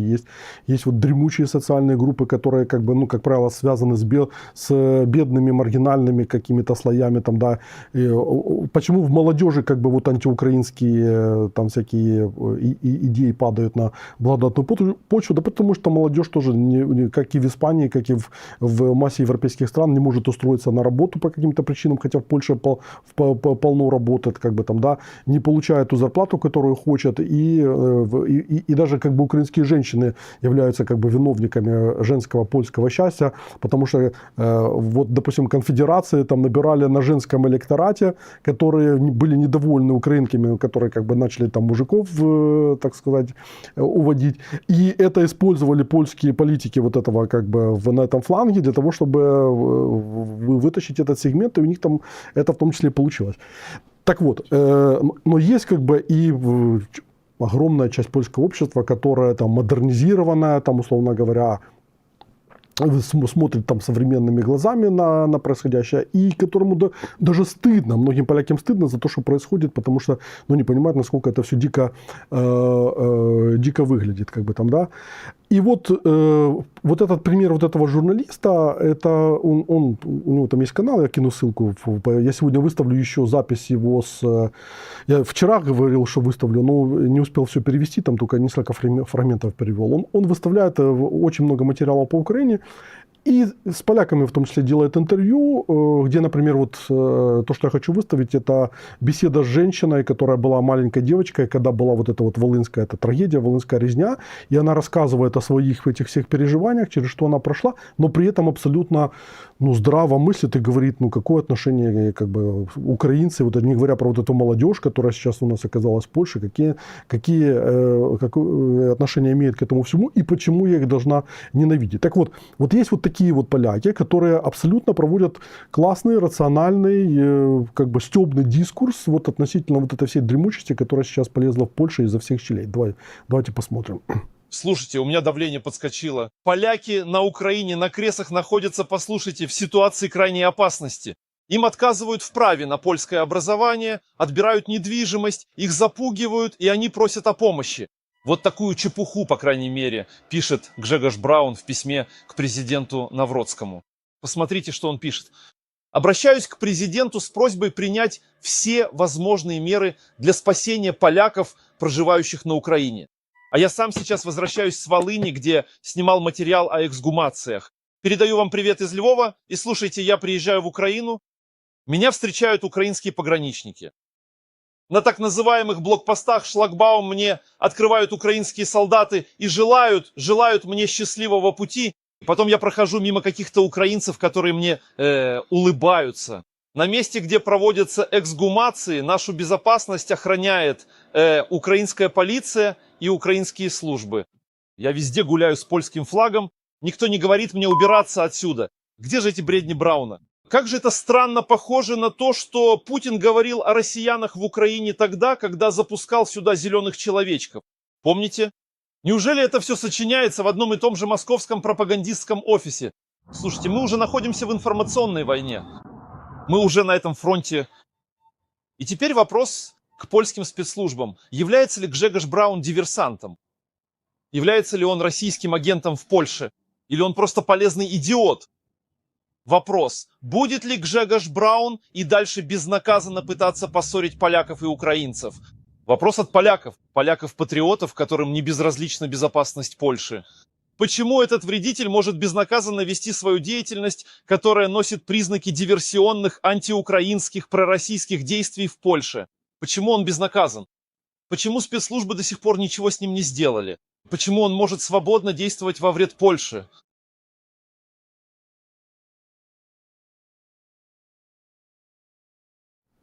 Ну вот такой, как мне кажется, очень классный, адекватный, как бы со стёбом репортаж, который показывает, что ну абсолютно есть понимание процессов, и особенно те поляки, которые здесь бывали, общались, ходили, ну как бы хорошо все и очень как бы правильно, я бы даже сказал, интерпретируют. Хотя, опять-таки, есть поляки, которые здесь бывали, и тем не менее строят там тоже интересно. Это как тоже Парафинович, тоже, вот я слушаю его и вижу, что какие-то делаются выводы странные, мягко говоря. Вот, хотя, в принципе, он здравомыслящим выглядит. Вот, и... Ну вот, вот это вот важно показывать, там, да, чтобы каждый раз, когда вот украинцам показывают, а нужно понимать, что мы тоже адресат этих сообщений, для того, чтобы у нас была эмоциональная реакция, которая формировала соответствующее поведение, там, да, и на этом поведении мы как два зеркала, как бы, которые стоят друг напротив друга, как бы формируется соответствующая стратегия раскачки, которую россияне развивают, потому что ну, им очень бы хотелось бы, чтобы мы по максимуму столкнулись и набили друг другу лбы, потому что это открывает путь ну, к тем стратегиям и тем целям, которые они всегда реализовывали в регионе Центральной, Восточной Европы, не только там. Вот, что скажешь на этот счет? Да, однозначно, что и вот то, что письмо, что он сказал, это такой тоже популистский шаг. Более того, там же написал Браун в этом письме, что на восточных кресах такое происходит и тому подобное. То есть тут уже такие империалистические замашки в его интерпретации. Ну, конечно, все это попытка, скажем так, еще больше раскачивать лодку, еще больше демонстрировать, какой он антиукраинский, и как еще больше объединять такой электорат. А на самом деле, я предполагаю, те, кто его слушает и поддерживает в большинстве, они даже ну, не понимают, как бы, что происходит на самом деле в Украине, и по эксгумациях и прочего. Они просто, скажем так, в своей информационной парадигме живут, и как бы дальше ну, они не смотрят. И просто этим Браун и пользуется. И, к сожалению, это на самом деле большая проблема. Почему? Потому что даже, опять сегодня объективно социология вышла, социологической службы Opinion 24, и вот там достаточно такие вопросы были резонансные. К примеру, вопрос по поводу того, поддерживаете ли вы необходимость прекращения военной помощи Украине в связи с глорификацией УПА. И по данным этой социологической службы, там выборка 1000 респондентов было, 44% сказали, что да. Ну, то есть, что мы видим, что 44, что да, 41, что нет. Но, тем не менее, 44%. Ну, то есть, мы можем предполагать, что в этом ключе здесь и голоса конфедерации, голоса Короны и Брауна, ну, потому что за Брауна мы вообще тут не надо говорить, что он там вытворяет. Ну, Босак, мы уже говорили, он и Мэнсон это тоже откровенно заявляет.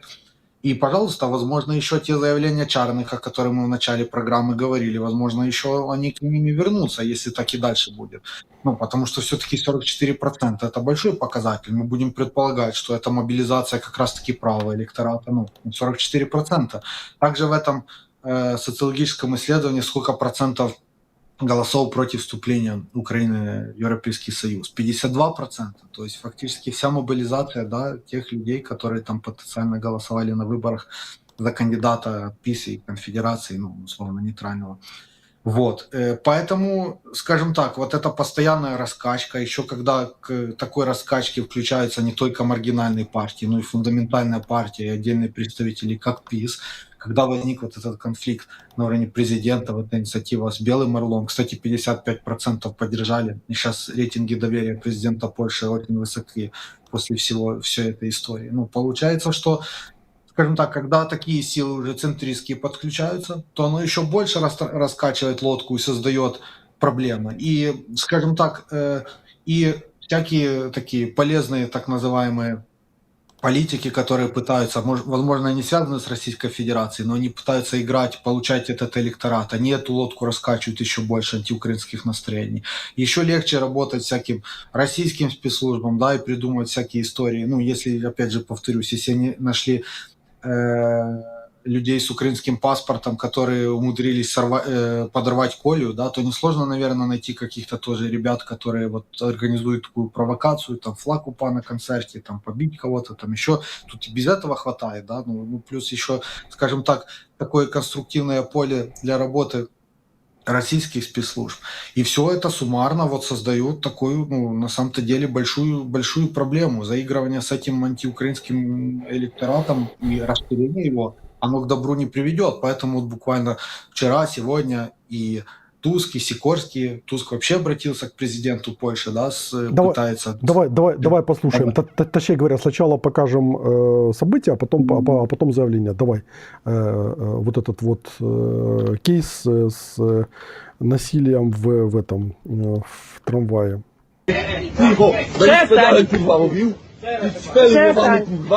Przestań. Dlaczego atakujesz go? Nie odsuje chłopaków. Kurwo, paruwo jebana. Kurwo, wypierdalaj.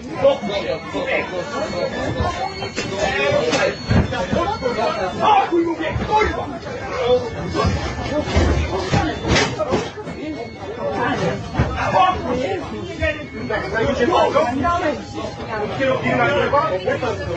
Kierownika ruszać?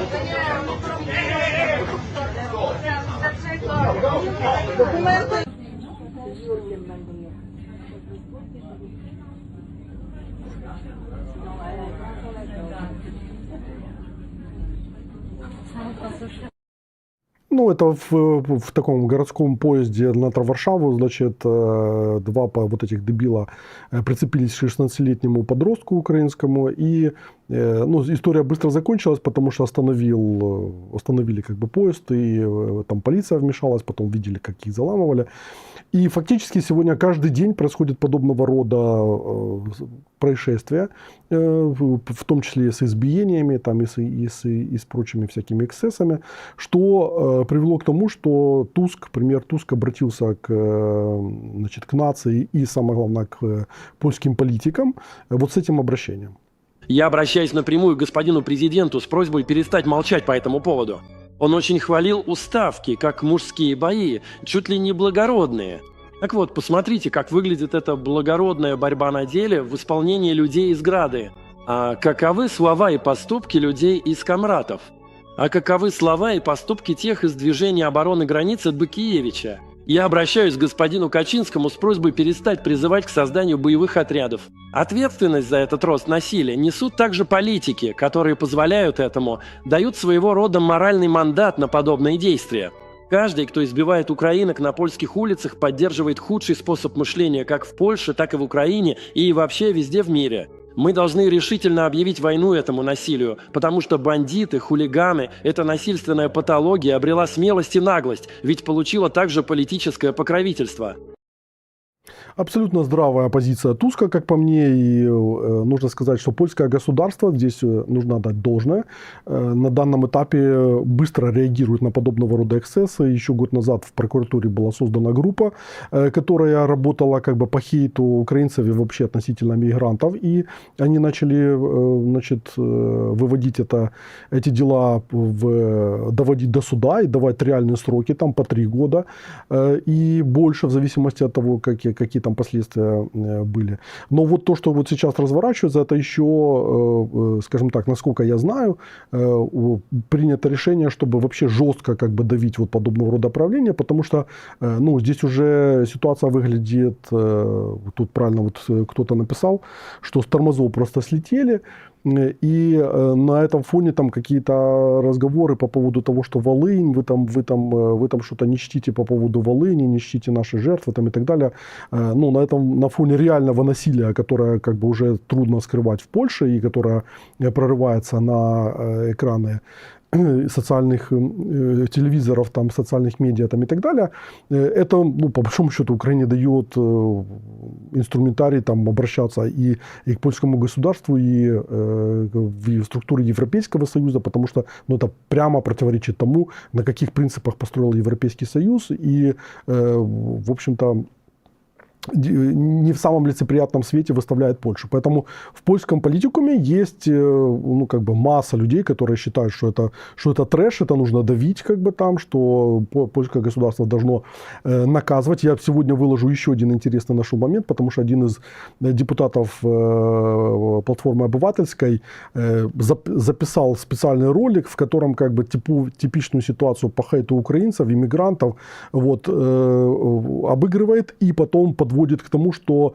польское государство не будет лояльно к бандитам и к бандитским проявлениям вот, поведения на улицах, и поэтому мы будем наказывать как бы там вот самым жестоким образом подобного рода девиантного проявления, поведения. Так вот, ну, очевидно, что польское государство находится как бы несмотря на то, что с точки зрения экономики оно находится в очень неплохой форме, там, да, по украинским меркам это вообще за пределами, потому что если посмотреть на ту инфраструктуру, ну, в общем-то, на те достижения, которые там были созданы за последние там, 20 с лишним лет, то ну, это космос, это реальный космос, Польша очень серьезно рванула вперед. Но тот классический случай, когда экономический базис вдруг опередил изменения в социальных настроениях, в социальном создании. И там, наоборот, начался регресс, потому что Польша оказалась не готова совладать со всем этим, особенно вот в условиях кризисных моментов, которые мы видим сейчас в мировом пространстве. И вот этот вот как бы хейт и вот эти все как бы проявления нестабильности, фашизации там, и прочих деструктивных моментов напрямую связаны с тем, что ну, идет мучительный поиск того, а как же как бы ко всему к этому приспосабливаться и во что превращаться. То есть, как бы по большому счету у поляков нет понимания того, какой проект Польши им нужен в момент, когда Польша живет лучше, чем когда бы то ни было в ее истории. И вот это вот парадокс, который очевидным образом ну, вызывает просто ну, массу вопросов. Как такое может быть в принципе? И поэтому вот этот подводим к сегодняшнему визиту в Люблине, встрече Зеленского в Люблине, где Зеленский, важно сказать, очень, я думаю, поступил правильно, потому что среди польской элиты постоянно идет этот дискурс по поводу того, что Украина нас презирает, что Украина там вот это вот не хочет, чтобы мы там в том участвовали, не хочет нас брать на борт к себе. Такое, знаете, такое ощущение, что у них комплекс неполноценности какой-то относительно Украины, вот, когда там у нас привыкли часто в рот заглядывать, как бы там Польше там, или другим западным странам. И была такая вот просто детская претензия, что вот вы с нами не хотите считаться, вы предпочитаете немцев, предпочитаете вот эти как бы взрослые нации, там бла-бла-бла. И вот важно, что Зеленский,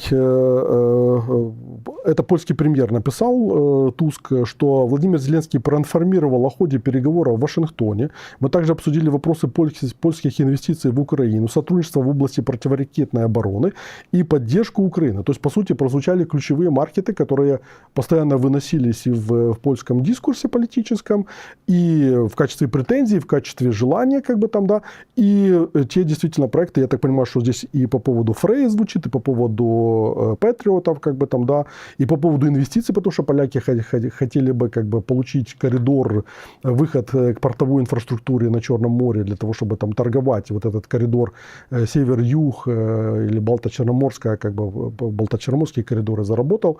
Вот.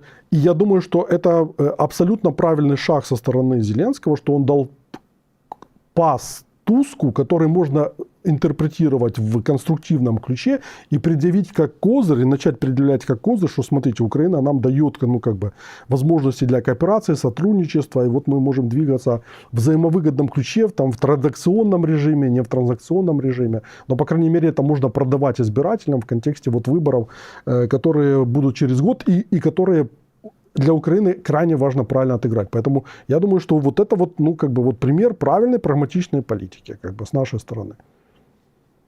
Да, я единственное, что возвращаясь еще к началу, то видео, что там молодых так называемых людей пьяных вытолкали из автобуса, если не ошибаюсь, то это даже граждане Польши это сделали. Это демонстрация того, что ну, то большинство, подавляющее большинство адекватно смотрят на эту ситуацию, и даже те, которые, ну, возможно, там критически в вопросах истории или вторых, но они никогда бы не скатывались к такому вот, ну, проявлению реально фашизма, какой-то ксенофобии. Поэтому, ну, большинство очень адекватно к этому относится, и вот как раз-таки с этим большинством и должны, если уже мы говорим о политической составляющей, и правительство, да, и коалиция работать, и показывать, поддерживать, и также их мобилизировать, да. Тут просто эта вся история, она действительно зашла слишком далеко, и тут уже, ну, скажем так, то, что Туск обратился к Навроцкому, тут, будем откровенны, да, есть политический аспект, потому что там они пытаются и сопоставить ПИС и все конфедерации, что это правые силы, и также пытаются перебросить, ну, и политическую ответственность, и свой электорат мобилизировать, перебросить на президента. Это все понятно, это их внутриполитические дела. Нас эта тема на государственном уровне не должна там большим образом, ну, интересует, но мы не должны как бы в этот процесс вмешиваться. Нас интересует моральные права и составляющая этого вопроса, ну, потому что это уже действительно стало проблемой, как ты правильно обозначил, и для Польши на европейском уровне, да, потому что они справедливо, они имеют субъектное право, когда ту же резолюцию на уровне Европарламента принимали, что плохо глорификацию УПА и тому подобное, ну, с таким предлогом украинская сторона тоже может говорить о том, что плохо, что есть такие проявления вот, ну, просто неадекватного поведения, там, близких к фашизму со стороны отдельных маргинальных граждан, правильно? Ну, поэтому тут очень важна дальше субъектная роль правительства в этом всем ключе. Они действительно должны показать жесткую позицию. Действительно, те, кто такое делает, они должны нести соответственное наказание. Сейчас, насколько, если ничего не обновилось, из тех 3 так называемых бойцов, которые во Вроцлаве побили украинскую пару, двоих уже задержали, одному 7,5 лет грозит, второму 5, и это должно быть показательно, это должно быть жестко. И тут не только вопрос в том, что, ну, это так в отношении украинских граждан, тут вопрос в том, что эти ребята, если они почувствуют свободу, а завтра им не понравятся идеологические взгляды кого-то, да, а потом они там ЛГБТ, потом еще кого, тут уже дальше уже просто куда, как их, скажем так, интерпретация будет играть. Поэтому это же очень большая проблема как внутри Польши, так и, ну, на международной арене, потому что действительно Польша должна, скажем так, показывать в этом плане сильную, справедливую руку, да, если говорить о правосудии. И, естественно, надо ожидать от правительства только решительных действий, чтобы, скажем так, не игнорировать, потому что, ну, это будет только пассивное поощрение. Поэтому очень правильно преследовать, на упреждение действовать. Я думаю, что эти все фанатские группировки и прочее, я думаю, в полиции есть понимание, кто и как, кем финансируется, какие взгляды. Я думаю, это будет не проблема проводить какие-то профилактические работы. Вот, это первое.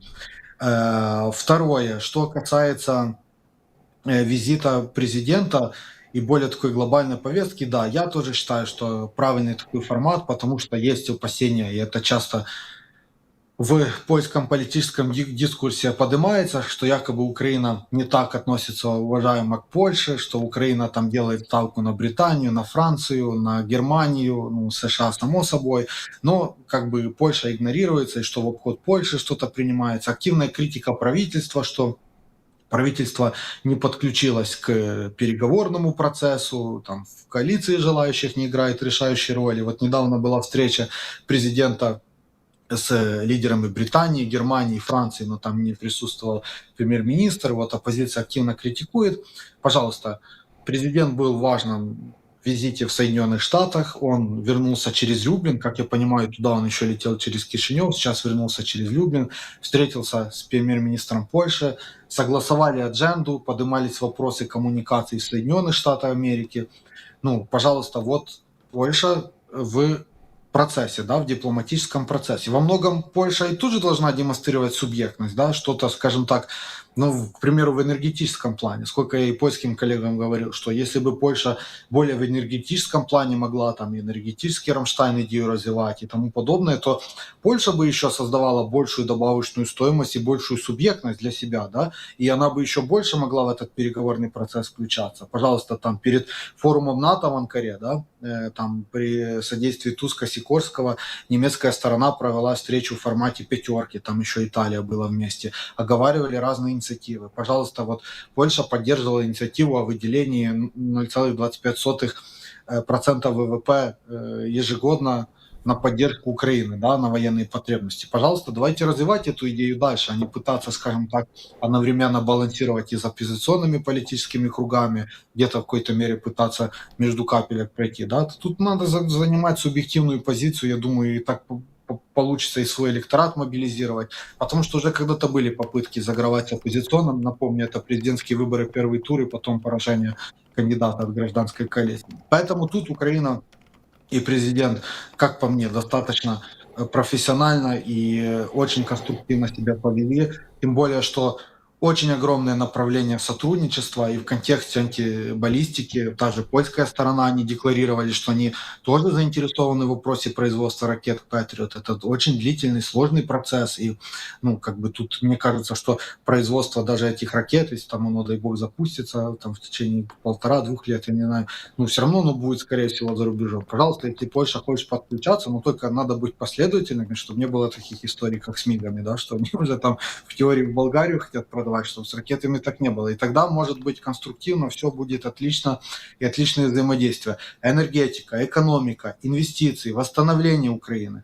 Польша может дальше развиваться, как не только хаб для военно-технической помощи, но и в процессе восстановления Украины. Это очень много вопросов. По каждому отдельному сегменту можно проводить эфиры. Есть конструктивное видение там, и даже по аграрной политике, о создании кластеров и там, скажем так, не от конкуренции уходить в сотрудничество. Я уже не говорю по вопросах ВПК и тому подобное. Но только необходимо занимать конструктивную, субъективную позицию с обеих сторон.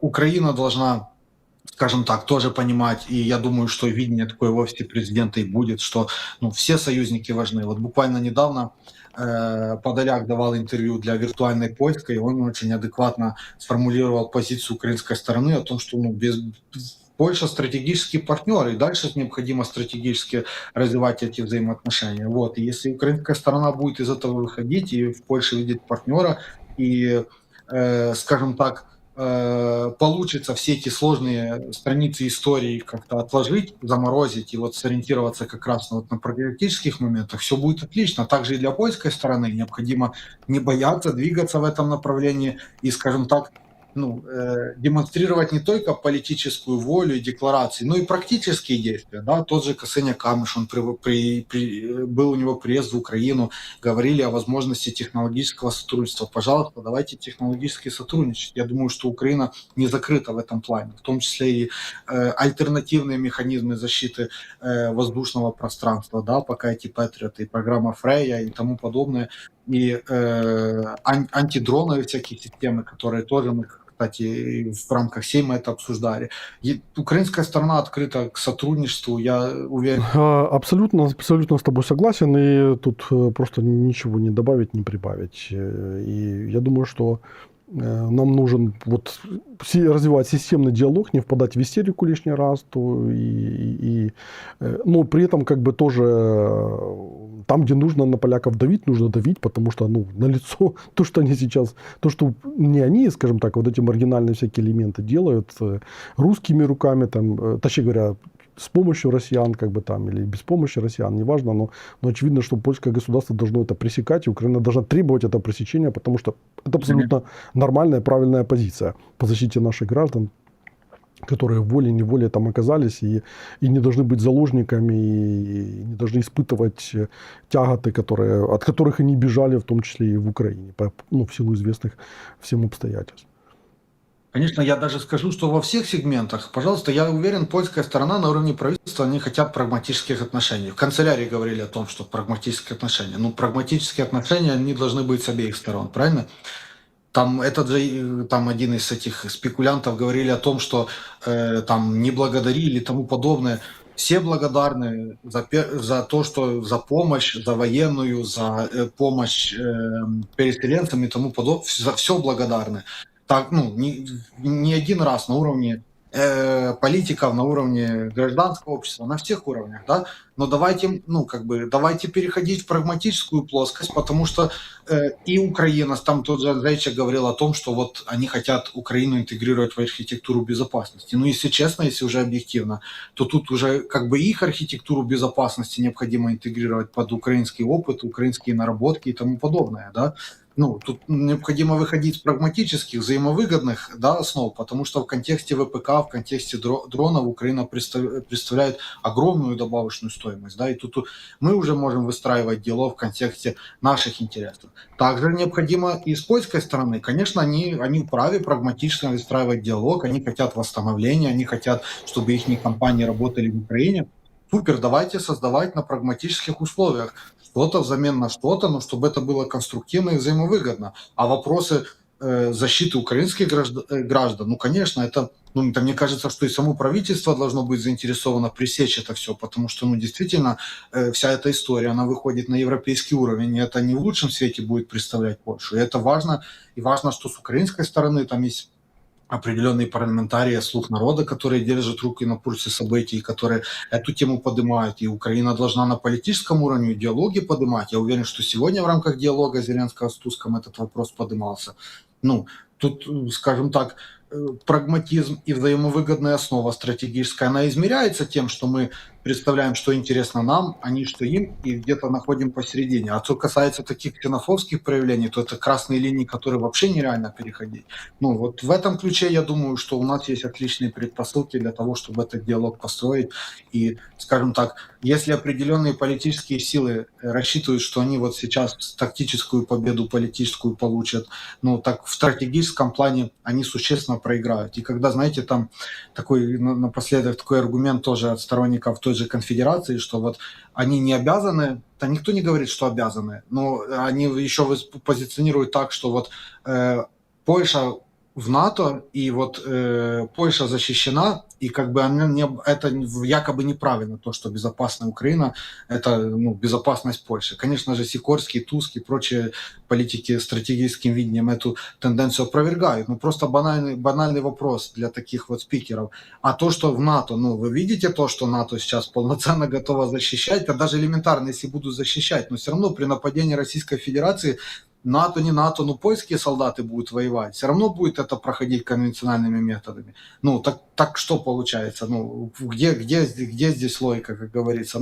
Тут тех политики адекватные, которые на это все смотрят, они понимают, что за счет помощи Украины, если уже так цинично говорить, в действительности стачивается военный потенциал и Российской Федерации, и Украина действительно сейчас форпост обороны восточного фланга, потому что все эти проявления залетами дронов и тому подобное, и такое, скажем так, часто несерьезное отношение к тому, что Россия может устроить провокации в том же Балтийском регионе и так далее.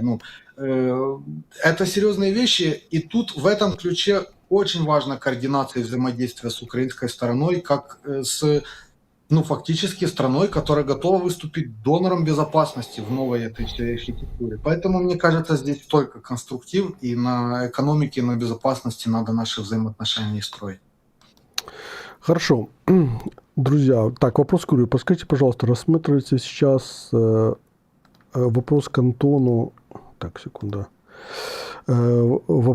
Вопрос к Юрию. Подскажите, пожалуйста, рассматриваете ли вы сейчас новых людей для сотрудничества или стажировки в East European Council? Я не знаю, о чем идет речь. Это о нашем аналитическом проекте. Да, конечно, мы взаимодействуем с экспертами. Если кто-то интересуется, и в рамках наших мероприятий мы будем делать дискуссионную отдельно панель в Карпаче. Там у нас есть отдельные аналитические проекты по теме двусторонних отношений. Если кто-то заинтересован, пожалуйста, можете мне написать либо в Facebook, либо нашу страничку рабочую. Да, я в описании эфира оставлю все эти все координаты Антона, поэтому без проблем можете писать ему там или, короче говоря, или мне напишите, я перекину там. Да, конечно. Да, проблем не будет. Хорошо.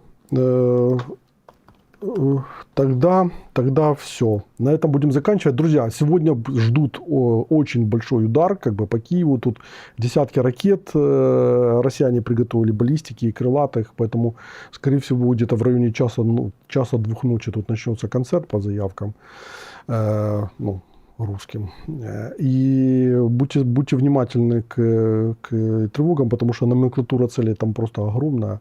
Фактически все районы Киева затрагивает. Поэтому будьте внимательны, и если есть там возможность, идите в убежище, то идите в убежище. Если возможности нет, то молитесь и не бегайте. Самое главное, когда идет удар, то не бегайте по улице, потому что лучше замереть там, в каком-то худо-бедном укрытии там, либо в доме, чем бежать, потому что у меня вот товарищ как раз во время одного из налетов последних, они перебегали из дома в убежище, и как раз волна застала и руку поломала.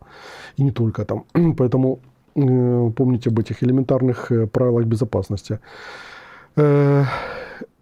На этом будем заканчивать сегодняшний эфир. Спасибо, я думаю, что мы очень неплохо отработали. И тем, кто там писал по поводу того, что было бы неплохо оставлять на польском языке, и чтобы был параллельно перевод там на русском или на украинском, вы извините, но я делаю так, чтобы как можно быстрее перевести, чтобы перевод был адекватным, потому что сначала выслушиваю на польском языке, потом слушаю, как оно перевело на русский там, либо украинский, и соответственно, это все нарезать и потом разогнать, и ввести в оборот. Вы же учитываете, что у меня цветнет по времени еще. Это все нужно успевать выслушивать, думать, в какой кусок куда засунуть. Поэтому то, что мы сейчас хайдженом переводим, это наиболее быстро, дешево и сердито, я считаю. По крайней мере, вы узнаете то, что ниоткуда в украинских СМИ, там, либо от украинских блогеров не узнаете.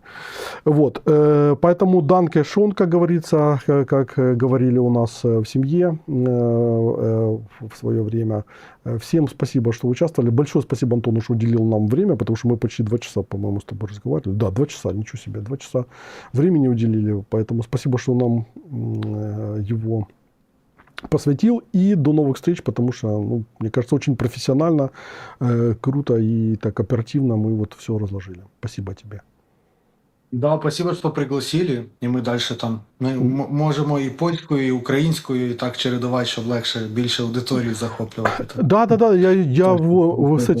я с Ярославом Романчуком тут договариваюсь о том, чтобы мы сделали с поляками эфир, вытащили оттуда. Я думаю, что мы сможем на 3, на 4 спокойно делать на польском, там, и еще и на ту аудиторию заходить и выцеплять ее. Все, всем спасибо, как говорится, все свободны, и самое главное, берегите себя, потому что либо сегодняшняя ночь, либо завтрашняя ночь будет очень тяжелая, потому что русские очень большие затащили ресурсы, где сотни реактивных шахедов будут, ожидается, и обычных шахедов много будет. Поэтому смотрите за тревогами, они буквально через пару часов, скорее всего, начнутся. Все, всем спокойной, тихой ночи, держитесь, до завтра, пока.